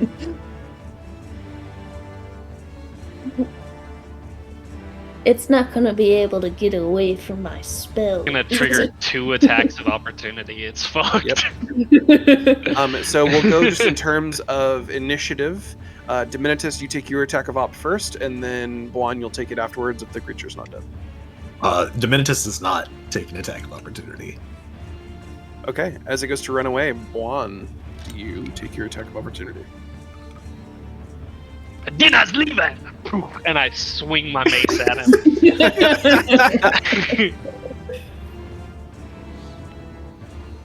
I missed. the classic WoW where like this thing is running towards a group of shit and you're just not able to finish it off. There's like there's like 10 vultures over here that it's running towards. Oh. Spring aggro, oh no. How far is it able to move in its one turn? In its current state? I actually didn't think of that. I imagine it's probably flying like up and away, right? No, it's just flying directly away from you guys. No, it's just mob kiting now. It got that far away from you.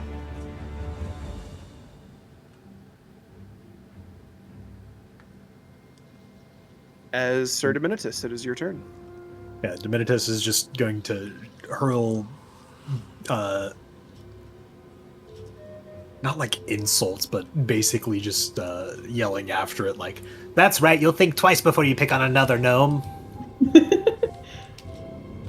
it starts to like sheath his blade and looks over at this like well-roasted one and is like starting to kind of like poke at that body to see if he can salvage anything from it, maybe as a meal. Okay.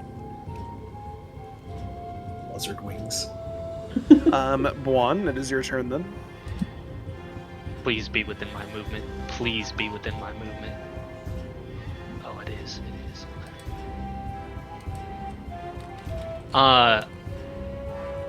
Bwon charges it.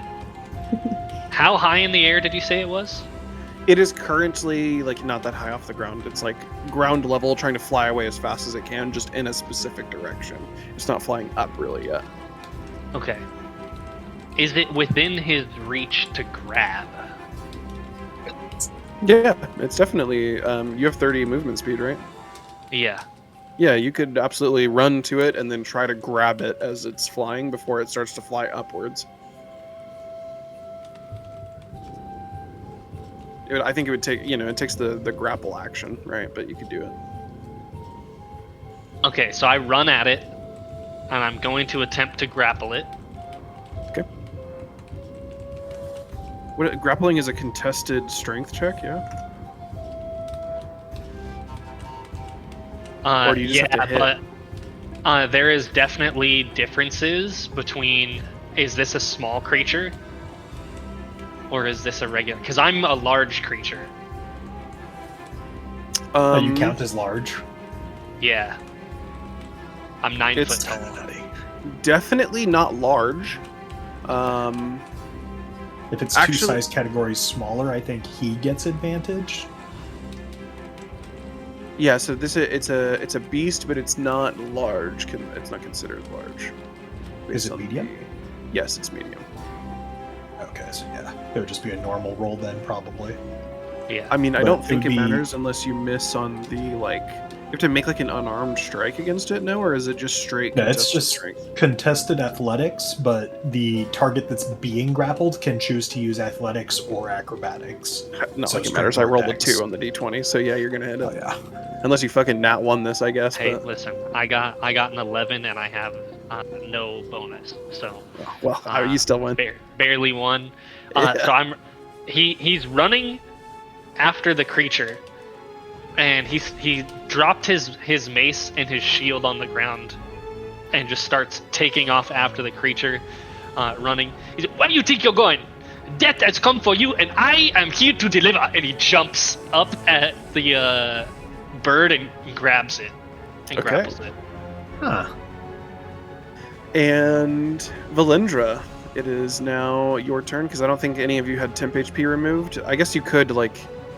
do you have to re-roll on, like, every turn to add different temp HP, or is it just, like, they keep temp HP for your turn? So who chooses? I choose, yeah. That is so fucking disgusting. Does Yeah, the that's temp cool. HP have, like, a fall off, or is it just... It's when the totem goes. Okay. That's really And strong. then as long as you're within the range of the totem, which is 60 feet. Okay, Veilindra. I'm gonna cast Mind Flay, but since I hit him again, I get to do 1d12 if he fails a Wisdom saving throw. He absolutely fails. Sick. He takes another 5 points of damage. Okay. He is definitely hurting right now. And he's grappled, so he's going to try and break the grapple on his turn. Rolls fucking a 5. Probably doesn't break that grapple.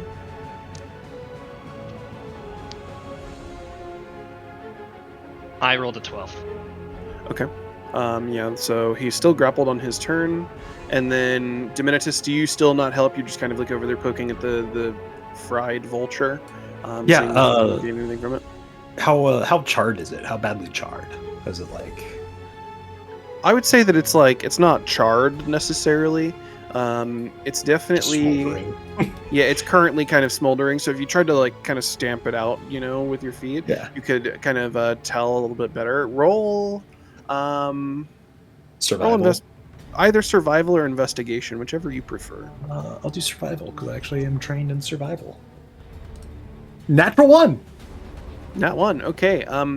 You don't really see like many great pieces of meat on the vulture. Vultures kind of naturally don't have a lot of meat anyways. What meat you can find seems pretty charred.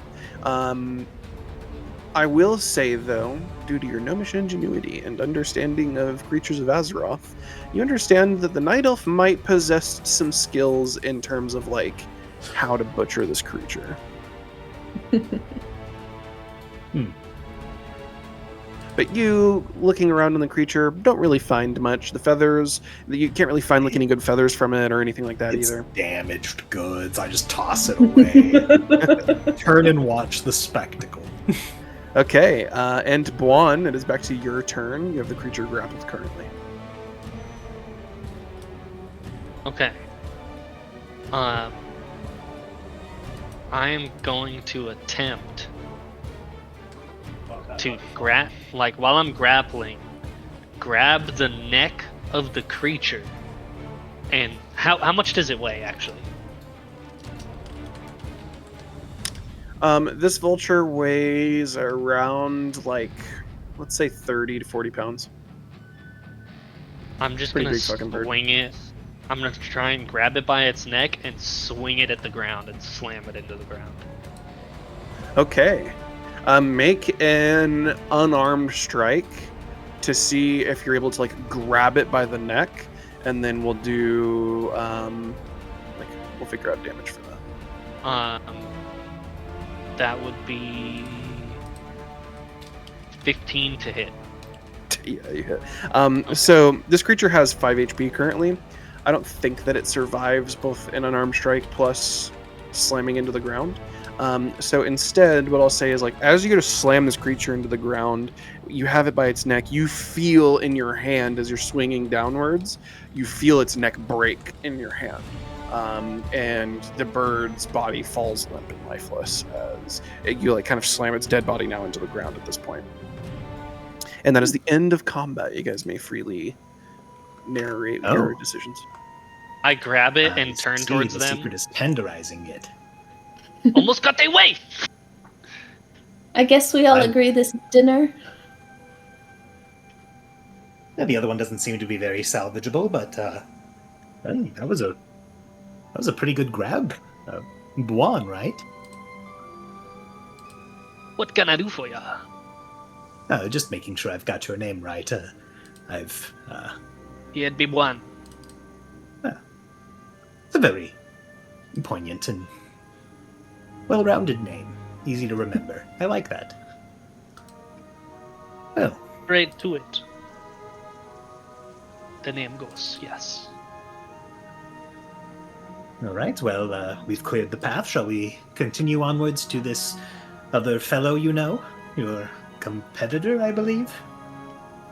Yes. You want to come with us for sure. I go and collect the other bird as well. Okay. And I use, like, my, like, whatever knife I have on me, just to cut the head of the other bird off and then hang it by its feet from my belt so that the, like, blood just drips out of it naturally. It's fucking gruesome. All right, I love it. It seems our companion is very well versed in the outdoors way. He could have just done The that jungle later. be my home. I've done some basic survivaling, learning to forage for roots and berries, but beasts were never my foray. Being a troll, you gotta live off the land. There's abundance everywhere. Elliot, do you still need to take care of your kitty? That is going to be way later tonight, because we did it Way at later. 9 a.m. this morning, so it'll Okay. be like post-session.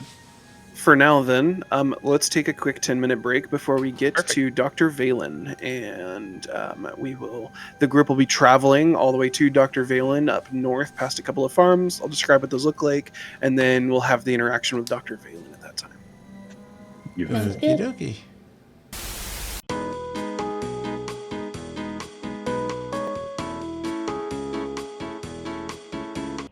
Intermission.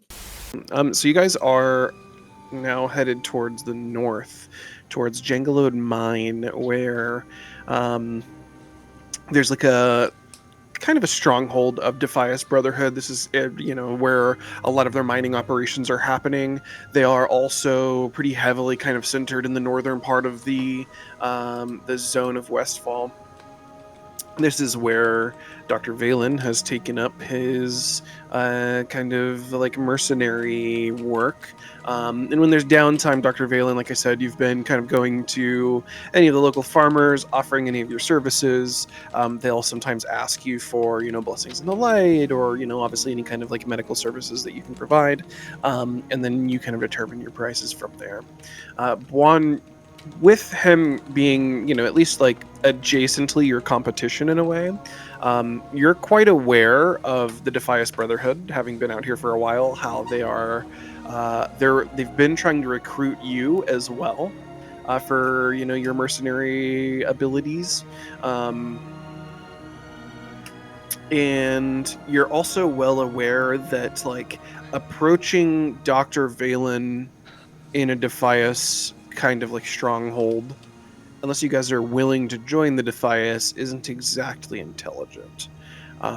So, as you guys approach, you see the farms are littered with a lot of these thieves, these kind of like mechanical beings that are like what used to be harvesters that helped harvest these crops that seem to be kind of having gone haywire now, with no one to maintain them. At this point, I'm assuming, Bwon, what would you tell your party to do, actually? Knowing that, like, hey, walking into the mine is probably a bad fucking idea. I find the nearest grouping of trees that's like within sightline of the camps. Okay. And I just kind of pull outside there. If the other people are following me, or actually, I would tell them to follow me. This way. Well, we are wait very for him much to come out. following you. Okay, so you guys kind of like hide in the tree line then. Yeah. Um, As much give as a me- 9-foot tall troll can hide behind a tree. Bwon, roll stealth. And then I'll use that for the rest of your party. Oh, this is gonna be fucking terrible. Oh, I would say you probably know the woods better than I do. Well, I am wearing scale mail, so I technically have disadvantage on stealth rolls. The first roll was a 13. The second roll was a 14. And I have I have a +1 to stealth. So, 13 and a 4. So 5 is my stealth roll. Okay. As you guys are hidden in the trees, you're noticing activity at this mine specifically. You see people bringing out these like large buckets of like rock. Some of them are crating up what looks to be like either copper or like tin and iron in these like crates. And then you also see some of them basically carting these like crates that have been crated up down the road, kind of away from you guys. And here, I'll use the pointer to show you exactly where.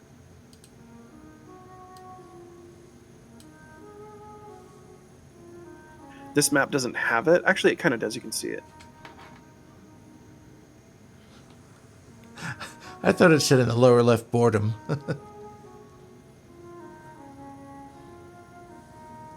So you see them taking that road towards kind of the south, and then towards Moonbrook. You lose sight of them probably about like halfway down the road, though. And then they kind of continue. This is kind of a steady stream of people during the day coming in with unloaded carts that are empty, and then people taking loaded carts out, and then them kind of piling rock up outside of the actual mine up in the north. As you guys are watching it, you do see what appears to be, I don't think that Bwon has told you guys that it's a goblin. But you do see a goblin, kind of making his rounds. He might be like treating people either through like bandaging them, or even potentially kind of using the light at certain instances. And then as activity at the mine kind of dies down for the day, you kind of reach dusk at this point. The sun is getting kind of low in the sky. The kind of yellow hue that takes part kind of midday all the way until dusk is kind of starting to turn orange in the sky. Darkness is kind of right over the horizon, you feel like. You see the goblin leave the mine area and start walking towards one of the farms directly to your south. And then Valen, specifically for you, you're well aware that they are in the tree line. At least you can like clearly see that there's a fucking troll like sat in the trees, watching you. And then I'll let you kind of decide what Dr. Valen would do. Well, he's seen stranger things. You see this goblin, of course, standard green, pointy ears. This 4-foot goblin walking down, standing about 5.5 feet tall. He's got like his own pouches and bags, his shield on the side, mace on the side. Little monocle chain is kind of in his pocket, and He spots the strange view out of the corner of his eyes, but he's just, "Oh, okay," and just keeps on walking. I point to Dr. Valen, and I look at Sir Diminetus.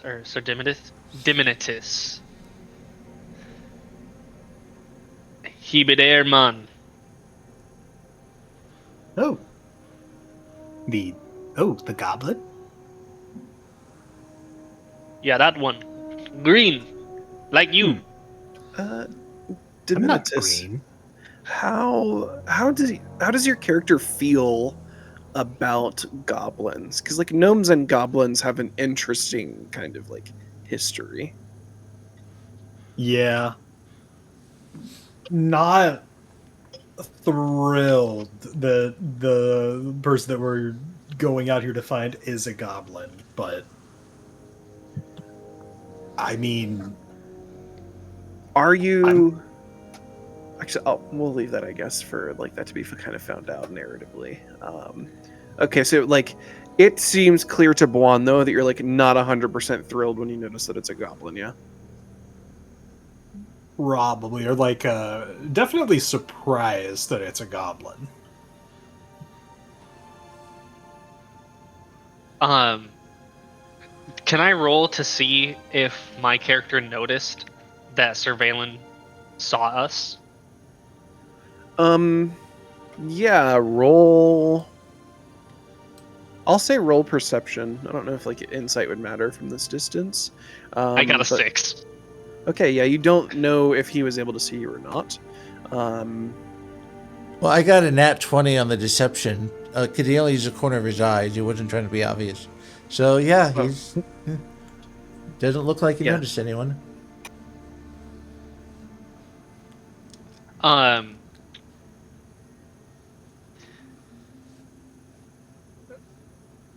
So I didn't see him notice us.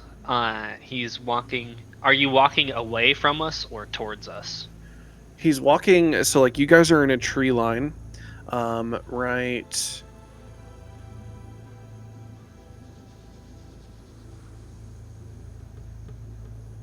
Like right here.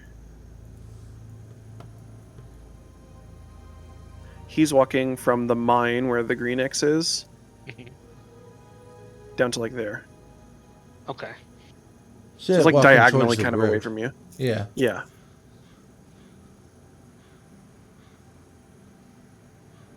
I look over to your character, Sir Diminetus. What do we do now? He's going. Should we not introduce ourselves? I suppose we should. Can I hear this from my distance? So, to be fair, that is the first time that Bwon has whispered. So all the talking he was doing before, when we got to the trees, was just full-on talking. Mm-hmm.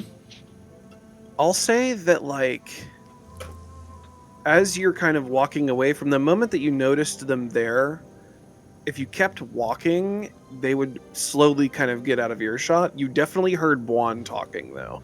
And then you might have heard, like, the others kind of, lowly kind of speaking. But you definitely heard what Bwon was saying until you kind of eventually walk out of earshot. So I'll say that you definitely heard, like, oh, that be him, and then you probably heard, should we introduce ourselves? And then you didn't really hear what Diminetus's response Yeah, was. he just would have stopped in his footsteps and just paused. Not turned around, not looking, just like almost guys face see- palming without moving his hand over his face. You guys see this goblin just stop as you're talking about introducing yourselves to him. He doesn't look at you, but he's now just stopped. I immediately look to Sir Diminetus, and I say, "Get down, man! He can see you! So wide!" As I'm just standing, I'm not standing behind a tree. I'm not standing behind a tree. I'm standing next to a tree. You got your arm like wrapped around a tree, and you're like, "That's enough." Yeah. I say Veilindra would be in a tree. Sneaking from up there. Okay. If we're My going to character be- just thinks he looks like a tree, so he's just like, If we're going to be introducing ourselves, we have to be seen. So Well, the goblin slowly turns around and he opens his eyes. Diminetus at this point is like, kind of looks at the troll that's not doing a good job of hiding, looks at the night elf hiding in the tree, shakes his head, and starts striding out towards the goblin. "What are you doing? I told you, you give us away." I think the jig is up, one, and I get down and I follow after him. A gnome striding is like a little waddle, kind of, too. Which is so funny. I catch up with them so fast because my legs are so much longer than You have to like intentionally slow your gait a little bit in order to like not leave him behind, just walking normally. I don't want to mess with his swagger. So. Quite the swagger. Okay. Boss baby swagger. As they kind of approach you, Dr. Valen, what do you do in this moment? You see, Bwon, are you following them, by the way, or are you still trying to So hide behind a tree? as she left, I'm going to say, "What are you doing? You're giving us away!" And I'm going to jump up into the tree. Okay, so you see the troll jump up into the tree, because at this point you're kind of turned to face them, right? So you see him jump up into the tree, and then you see a little gnome kind of swaggering over to you, with the night elf priest also following. Can I make an additional stealth check to try and hide in the tree? Or am I carrying the prior stealth check? Do so at disadvantage, Okay. because he kind of watched you do it, you know? Like, he might lose track of you in the tree, but, I mean, Okay. he did watch you jump up into the tree. So. First one was a 17. Let's see what the second one is. A 10. And I have +1, 11. Okay, so you're definitely more concealed now, but he knows that you're somewhere in the tree. I'm still a 9-foot troll in a fucking tree. Yeah, exactly. The like branches are shaking and like kind of arching under your weight. I think there's a Torin joke about painting hooves red in a cherry tree. So,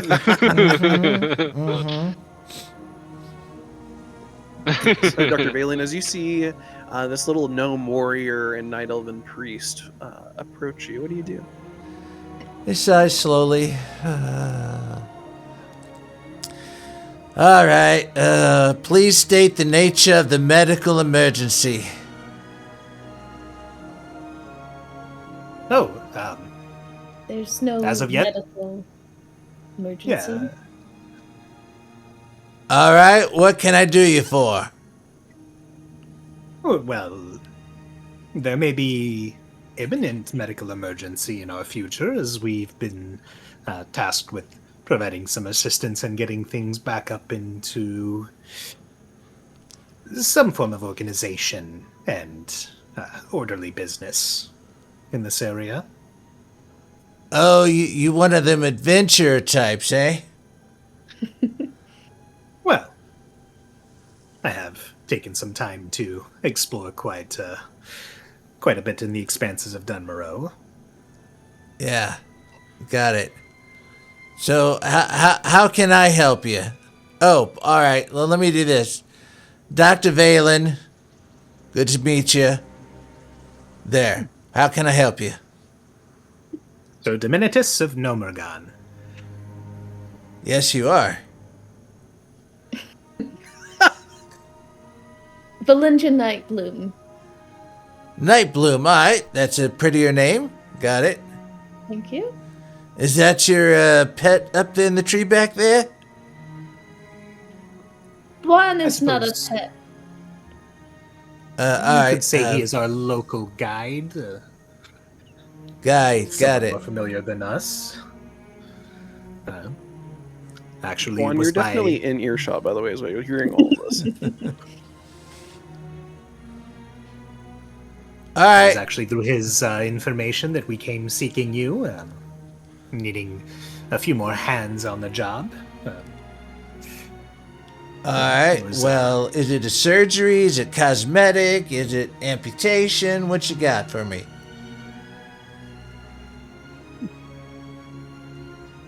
Like a Well, we're nose not- job?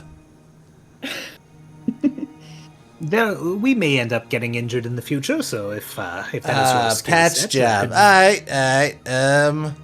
I can drop my usual retainer contract fee and let you review it. Right. Yeah. Excellent. You're very orderly. I actually very much appreciate that. Yeah, Well, you know what they say, light is money, friend. So, Well, some of us are a little less financial minded, but that is true. That is very true. Time is money. yes. Well, Do you I'm pull sure out that like the the- contract for them? Yeah, it's just a standard. He doesn't have small print. He doesn't really believe in it. He believes more in honesty. It's just a standard fee. He doesn't have an exact price because he's more lenient, especially to the farmers around here. He feels building rapport is richer than money, which is an odd thing for his people. But yeah, it's just a retainer fee and a portion of the gains of adventure that was participated in. These are very reasonable. Yeah, got to be fair on both ends, you know.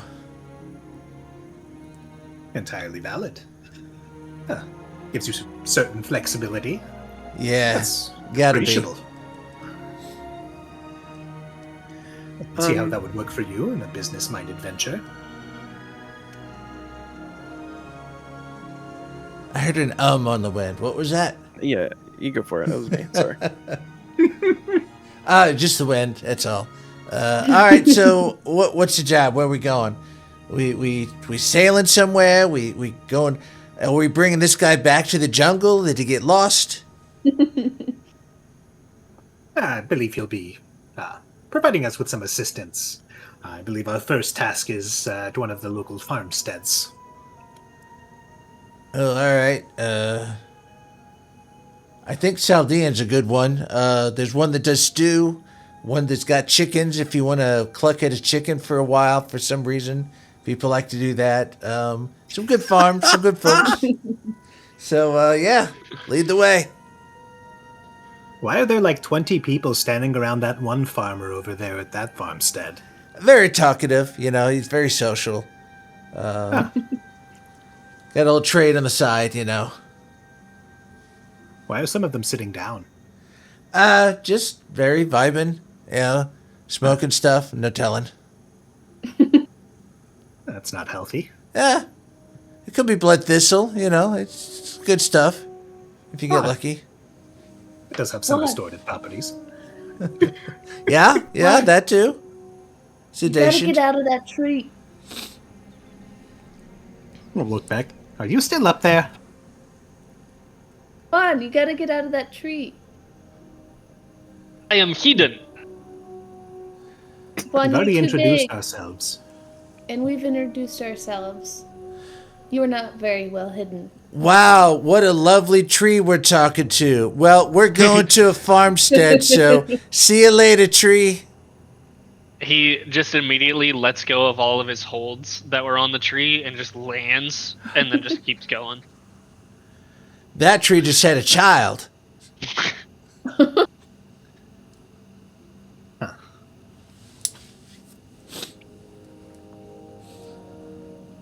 Where we going? And which farmstead was it that we needed to start at again? Furlbrow. So it is a pumpkin farm that is just on the right as soon as you enter Westfall. So I'll show you on the map here. 1 second. Headless Horseman is there shopping for pumpkins for next season. Exactly. All Hallows Eve, huh? Oh, we be going to the Orange Land, yes.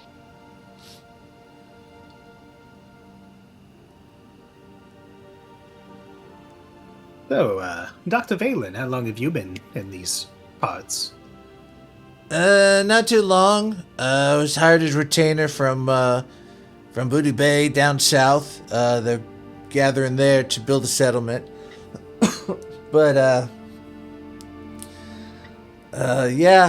lots of need in the area. Lots of opportunity, no competition, so perfect spot.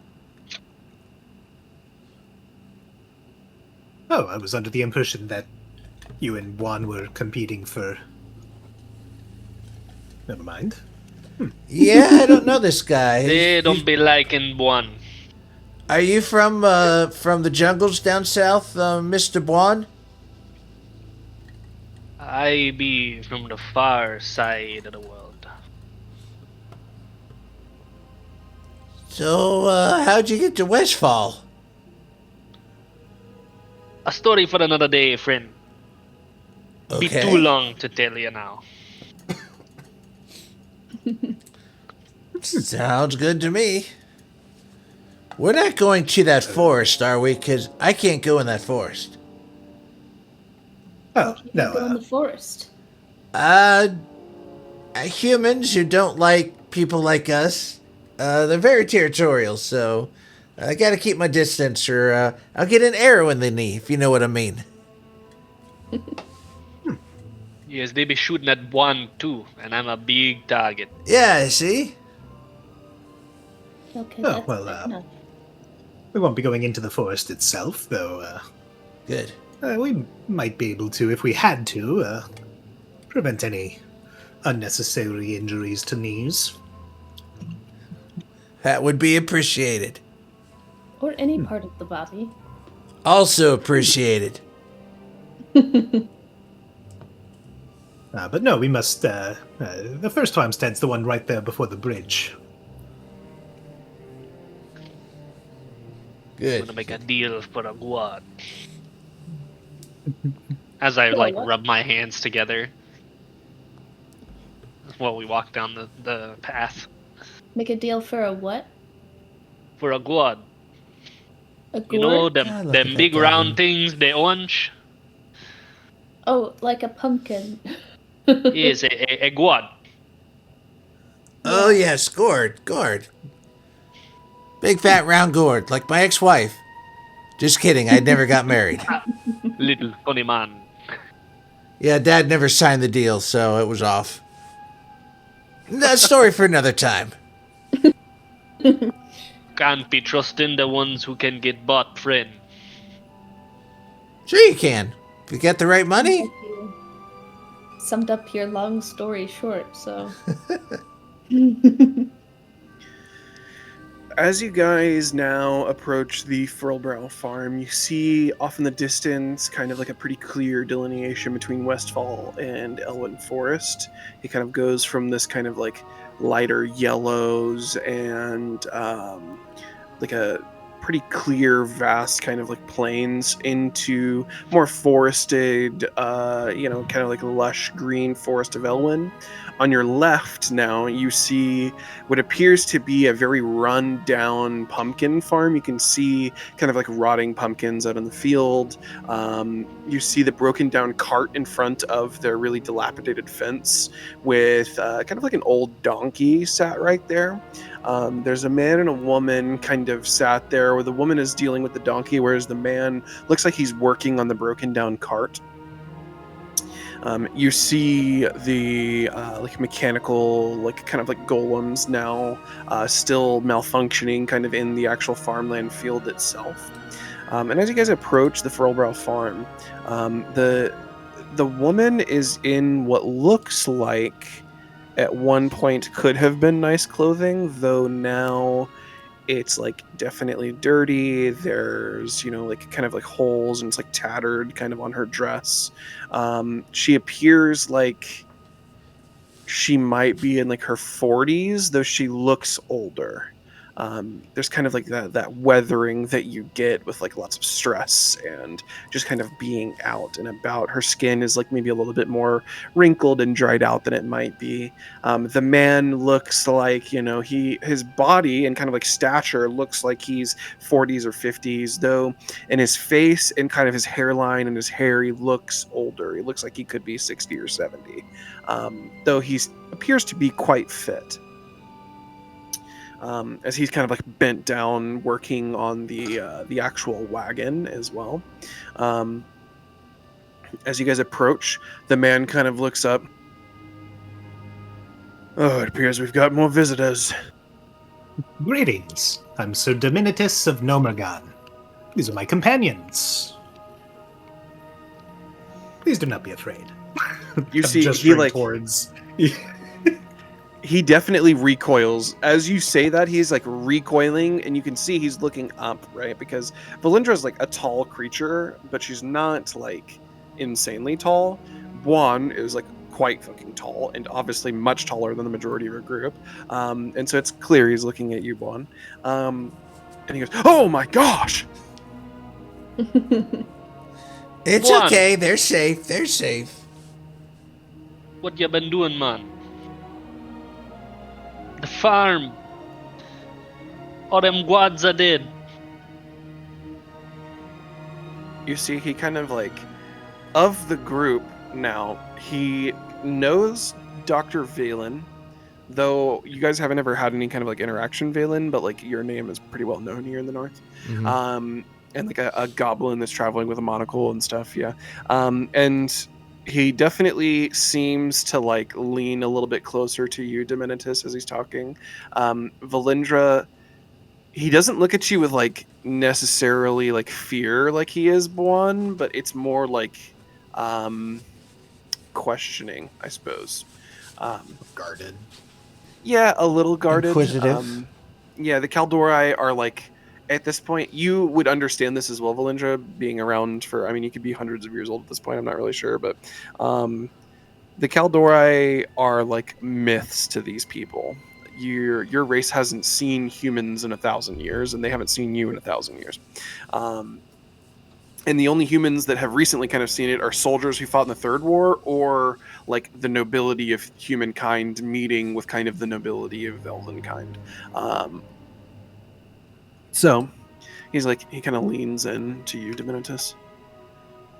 And you're traveling with these creatures? We've recruited their assistants to assist with setting things right here in the local area. I mean, I heard that Stormwind had been making deals with elves, but I never thought that they'd be making deals with... This is more freelance, something we're doing on our own behalf, rather than Stormwind officiated. Ah, so Stormwind has abandoned us, I suppose.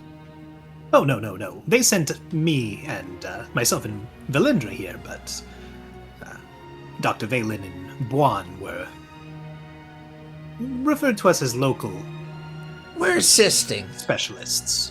His like eyes are a little bit bigger than they kind of would be resting, and I mean, he hasn't taken his eyes off of you, Bwon. Like, he's kind of like, you know, occasionally shifted to like either Veilindra as he's like talking about her, or Valen when Valen talks, but like he's still eyeing you up and down. I mean, So, how does he react to the fact that I'm speaking to him in common? he's like so confused that there's a troll across from him that isn't trying to kill him currently. And like kind of piggybacking off of that, he speaks up and says, "My great grandfather fought in the Troll Wars, and even helped the elves battle back the Amani tribe to the north." The Amani. Fools they are, stealing from Deloa. Indeed, I wasn't a big fan of how we abandoned the elves, but my family, generations back, has been fighting your kind. How can you even speak our language? I be making many deals with the men of the north. You see him kind of like resign to a like contemptuous like neutrality towards you. Like he doesn't want to like you, but like he has no reason or desire, and like he's pretty old, kind of weathered. He like doesn't want to like you, but doesn't want to like deal with the consequences of not liking you, if that makes sense. So he just kind of like eyes you up and down and says, well, these damned thieves out here have essentially run us off. As soon as I can get this cart fixed, we're going to be heading into Elwynn Forest for hopefully brighter pastures. Who ran you off? I'm sure you've seen them, these damned thieves in their red masks. Ah, I thought there was some sort of organizational scheme going on with them. Indeed, they're called the Defias Brotherhood. There's a long story behind them, and I'm not the one to really tell it, but between them and then we haven't had the ability to maintain our harvesters out here. Some of them have gone haywire and have been, instead of helping us harvest the crops out here, have been attacking us. It's just time for us to move on. We don't have any reason to stay any longer. I can't maintain my crop, and I have a family to protect. I could see about fixing these harvesters for you. You know, if you could just clear them out, that might do us a world of help. But if you think you can fix them and not die, then by all means, please. Well, I might have to disable them first, but I should be able to afterwards. Depending on how severe the damage and neglect is, might be able to get them back up and running with some of the scraps and maybe splicing materials from some of the other ones in the field. I might be able to at least get some of them operational. If you can, we plan on leaving here, and as soon as this cart, I get this wheel fixed, we'll be heading out. But if you can get the harvesters operational and not, I don't know, deadly, murderous, please feel free to bring them to the Saldean farm. He kind of points the way to the Saldean farm, which is in between here and Sentinel Hill. You guys would kind of, you passed it on the way. It's like the biggest farm kind of in the region. If you bring them to him, I'm sure that he'll be able to put them to good use. At this point, the wife kind of walks up and approaches you guys. She is also eyeing Bwon, but it's like a lot more out of like just fear. He's like quite a large creature. And if you could, a poor old mule here, she says as she kind of like pats the donkey kind of on like the side of the neck a little bit. He's so tired because we put her through so much work, and you know, I fed her before like last night, but we don't really have any food. If you could please either find some like oats at some of the other farms out here for us to help her on our journey, or you know, some of the farms out here in Westfall might have them, but definitely steer clear of these horrific machines. I wouldn't even worry about fixing them. They seem to have taken over a lot of the farms out here. And then if you're going to the Saldeans anyways, though, she kind of like holds up her hand and like gives you like the, you know, like wait one moment. She goes rummaging through like some bags in the cart. And she says, "Here, I have this recipe for the wife at the Saldean farm. You'll know when you see her. She's inside.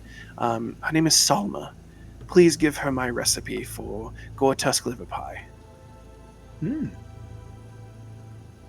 Ooh, Gortusk, is that the boar that are in the area? Indeed. Oh, that sounds delicious. I have been wanting to cook one of them.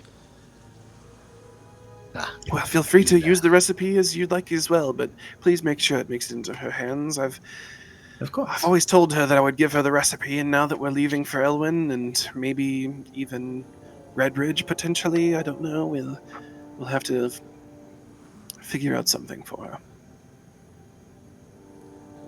I can assure you we'll take care of it. The man kind of speaks up at this point. "Oh, Verna, You're too sentimental. I'm sure that the Saldeans will be fine. Now, just a little financial advice. Your most important possession is going to be your deed. Make sure you keep it safe and put it to someone you trust.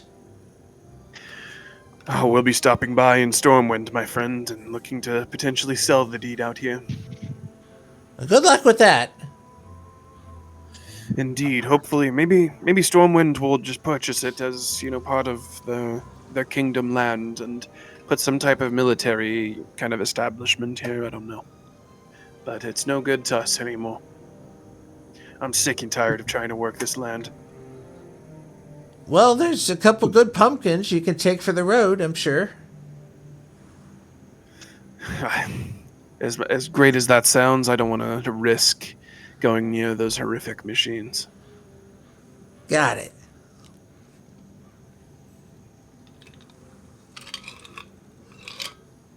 Right, well, we need to find some oats, deliver a recipe, and potentially see about clearing out this field. Would you actually, the man kind of speaks up at this point, would you actually take a look at this wheel for me and see if it's something that you might be able to fix? Oh, absolutely. Sure. I'll look too. And Valen will join his little goblin screwdriver. Okay. Yeah. This is a Both Tinker's of you- tool check. Yeah, both of you roll Tinker's tools separately. Okay. And then, we'll see what you guys roll. Go from there. Is this going to be intelligence or dexterity based? It'll be intelligence, and then whether or not you can implement your design for how to fix it will be dexterity. Okay. Just figuring out what's wrong with it, because he doesn't know what's wrong. He's not Yeah. asking how to help. He's just not sure why That's the wheel won't go on huge. properly. 22 for me. Holy shit! Okay. So, Valen's screwdriver is kind of his army knife. Okay. And he's been experimenting with it because if we survive to next level, I've got a feat for engineering. So he's tinkering. He's got electrical component. He's about to use it to check the wheel. He hits a button. There's a strange sound. I rolled a nat one. Now this is early. No. This comes with the feat, but I figured it might work based on what he's trying to do. And then the screwdriver explodes in his hand. Yeah, go for it. What does does it do damage to you exploding in your hand? I mean, technically, the feat is, it doesn't mention damage. Basically, it's and let me just see. On the nat one, all it does is technically knock you prone as your invention fails violently. So flavoring it as goblin engineering or learning goblin engineering, it explodes. We can do damage. That's fine. So I rolled just a d4 just for flavor. You and Diminetus are knocked prone and take 1 point of fire damage each. Well, now I still need to work on that. Very much so. Not that you Never are. take the prototype into the field. They come for you for healing. You blow up. Well, What is this? a work in progress. That's what it is. Diminetus, as you get up now and look at the wheel, do you have anything that you're using as your tinkerer's tool in order to kind of assess this? He has basically just like a tool ring. Okay. So he's got a ring that has all of his tools organized on it, basically.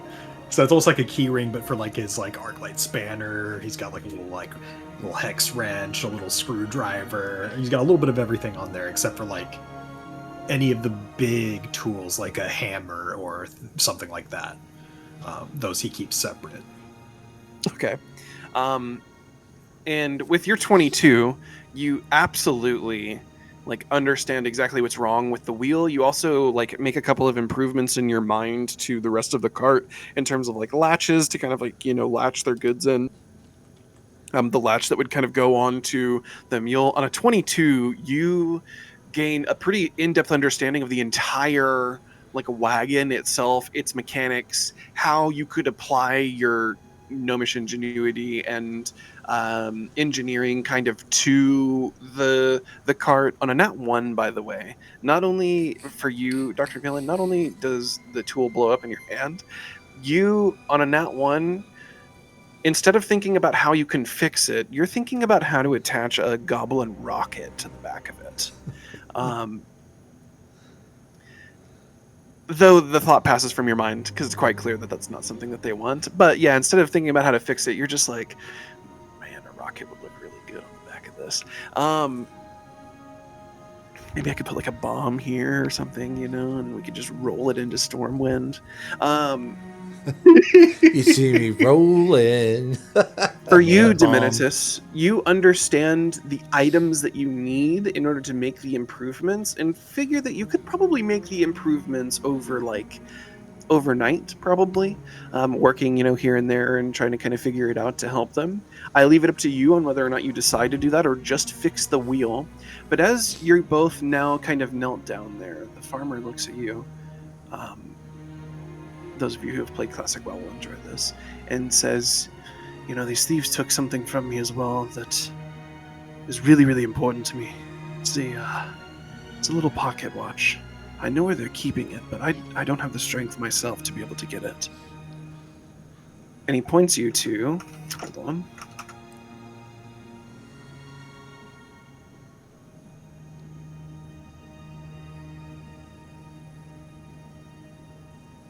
There's a farm here that... And he kind of points over that way.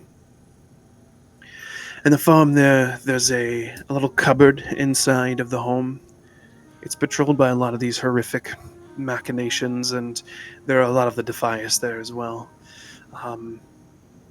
But inside is a little stopwatch, or a pocket watch rather. If you could bring me that pocket watch, it's been in my family for generations, and it's genuinely priceless. I would make sure that it was worth your time. I understand. We'll get it for you. I appreciate that. He kind of eyes the goblin up and down, making sure that the goblin's not going to blow them up again. No, he's futzing over his little screwdriver now and trying to figure out how to fix it. I gesture to the human and then gesture back to Dr. Valen. And you were afraid of me. He blew us up. Hey, that was one time, okay? It's not on purpose. I'll fix it by next time. I'm sure of it. At least we have a gnome here to help us, and you should have the gnome take a look at that item. Honestly, you should. I haven't spent much time among them, but their reputation is renowned for their ability to tinker with things. I'm sure. That little contraption reminds me of a gnomish army knife. Yes, well, this is a Valen screwdriver, so it's a patent pending. I can understand why the patent is still pending. You have a few kinks to iron out. I would recommend a little less black powder implementation. Well, actually, I've got some plans in progress, so you'll be surprised what I've got in store for it. If there is one thing that I've always been surprised with, it's the inventions you and your people come up with. Oh, me and my people. No, I'm kidding. I'm kidding. I've seen the rocket boots. What do you mean, you people? It's not my fault you were born the wrong color. No, sorry. Calm down. Sorry. I didn't mean it like that. Who's to say where our souls come from? Well, I know. Seems they've got the solution in hand, so I'm going to let them to it, and I got a little thing here to fix. Okay, and with that, you guys notice that the sun has now fallen completely beyond the horizon. Darkness is beginning to kind of take over. There's like a sort of melancholy that kind of fills the region. The farmer offers you guys a place to stay for the night in their farmhouse, which is like it's not big. There's like a single room. It is pretty dilapidated inside, but it's a roof over your head. They have a hearth. Throughout the night, the farmer kind of explains to you guys that, you know, this was once like a land full of good people and farmers that has now had these damn Defias move in, who think that they're just better than everybody and have a right to everybody's, you know, things. And you come to find that these are a very independent people. They don't necessarily love Stormwind or, you know, have a whole lot of allegiance to Stormwind, but, you know, it's kind of expected that Stormwind taxes them. Stormwind should also be out here to help them, and they haven't. And as you guys kind of go through the night, you find a place to sleep in the home. Once again, there's not even like a separate kind of like private room. There's a fucking bed in the corner, like a cot, that they sleep on, the husband and the wife sleep on. And then they kind of offer you guys places around the home, even like kind of outside the home. You can hear throughout the night the kind of like mechanical kind of like whirring that happens when one of the harvesters decides to like malfunction. You can hear the as it's like spinning around kind of on its hinges. And Diminetus, I'll let you get a long rest, but you also kind of throughout the night are like working on the wagon as well, until the next morning as the sun kind of comes up. You all get a long rest, by the way. And not that it really matters for most of you, but you can restore any, you know, feats that you need, etc. You get that 1 HP back as well. 2 HP. Yay. True. That spell that gave me One from plus the to my virtue? armor lasts Yeah. 8 hours, so it would have been turned off by now, by the way. Okay. You notice as you guys wake up in the morning as well, Veilindra's shoulder pads that she had that looked almost like luminescent, kind of like almost translucent kind of in nature, but still, you know, seemed physical and real without touching them, are gone now, and she just has her kind of normal gear on. And yeah, we're in the last 4 minutes of our session today. First off, where do you guys choose to go first?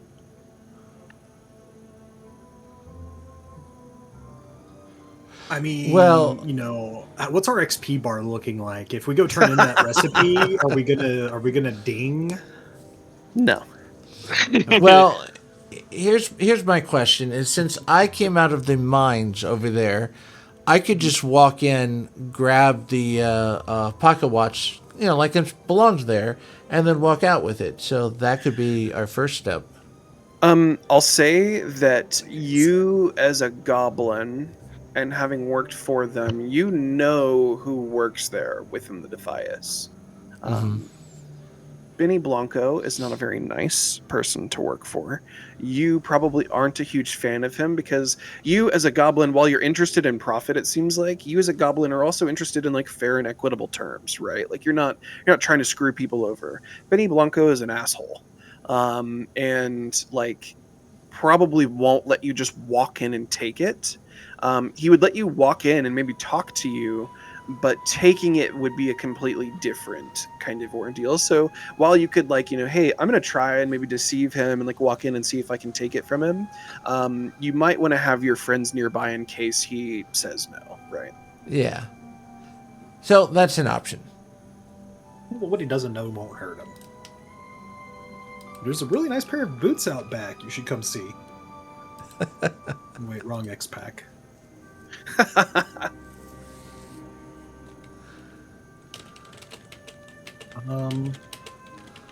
Honestly, yeah, that probably, as much as I actually, so hear me out. Especially since our farmers here have no wish to move back in should we repair their robots. What if I directed the murderous frenzy of the robots and managed to, like, you know, program them to go attack anyone wearing a red face mask? I will tell you that it will be a rather high DC for each one, but it is absolutely optional. That's an option for sure. And I can help. I just need a little time to get my tool fixed. Trust me, I'm good at this. You can give me advice over my shoulder. I'll definitely consider it.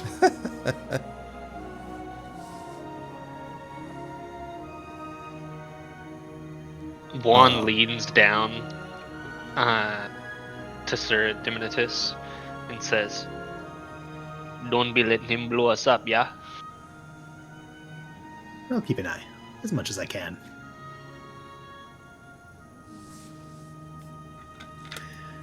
Okay. So to be clear, you guys have like 3 kind of story beats you can go down, or quests with, you know, there's currently a great question mark over the farmer's head. One is going to Benny Blanco and trying to get the watch out of like a cupboard in the house. And then one is getting oats and like feed for their donkey, essentially. That can be like oats, wheat, anything that you might find around some of these farms. And the other one is delivering the recipe to the Saldean farm. You guys, it sounded like you guys decided on the watch at Benny Blanco's, yes? Was that decided? I think we're all kind of leaning towards that, other than my wild idea to just try and rewire the machines real quick that are in this field. Well, no, I actually do like, because long rest I would have fixed my tools. I actually like the idea of repairing the bots, or at least getting one repairable, to have like as an extra of hand, in case we need it for the watch encounter or the next encounter. Okay.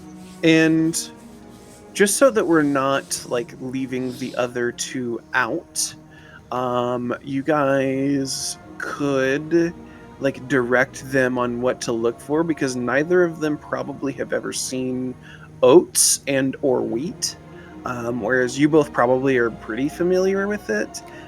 So yeah, you might want to direct them to like split up and go do this quest instead, you know, like go get the fucking mule some food. Yeah, that works too. I'll say that you eat. Okay, so after they kind of described to you guys what wheat and oat looks like, the troll and the night elf set out towards some of the other farms in the area. For example, like this one down south. You guys set out towards maybe some of these down south as well, in order to hopefully find some like wheat and oats and maybe like barley for the mule. And then, yeah, in our next session, we will determine if you're able to rewire any of these harvest golems to fall under your command. I'm sure we can get it done. Just like surgery. Yeah, exactly like surgery. How was your game, Toms? It was good. I enjoyed it thoroughly. Like and subscribe. I can subscribe.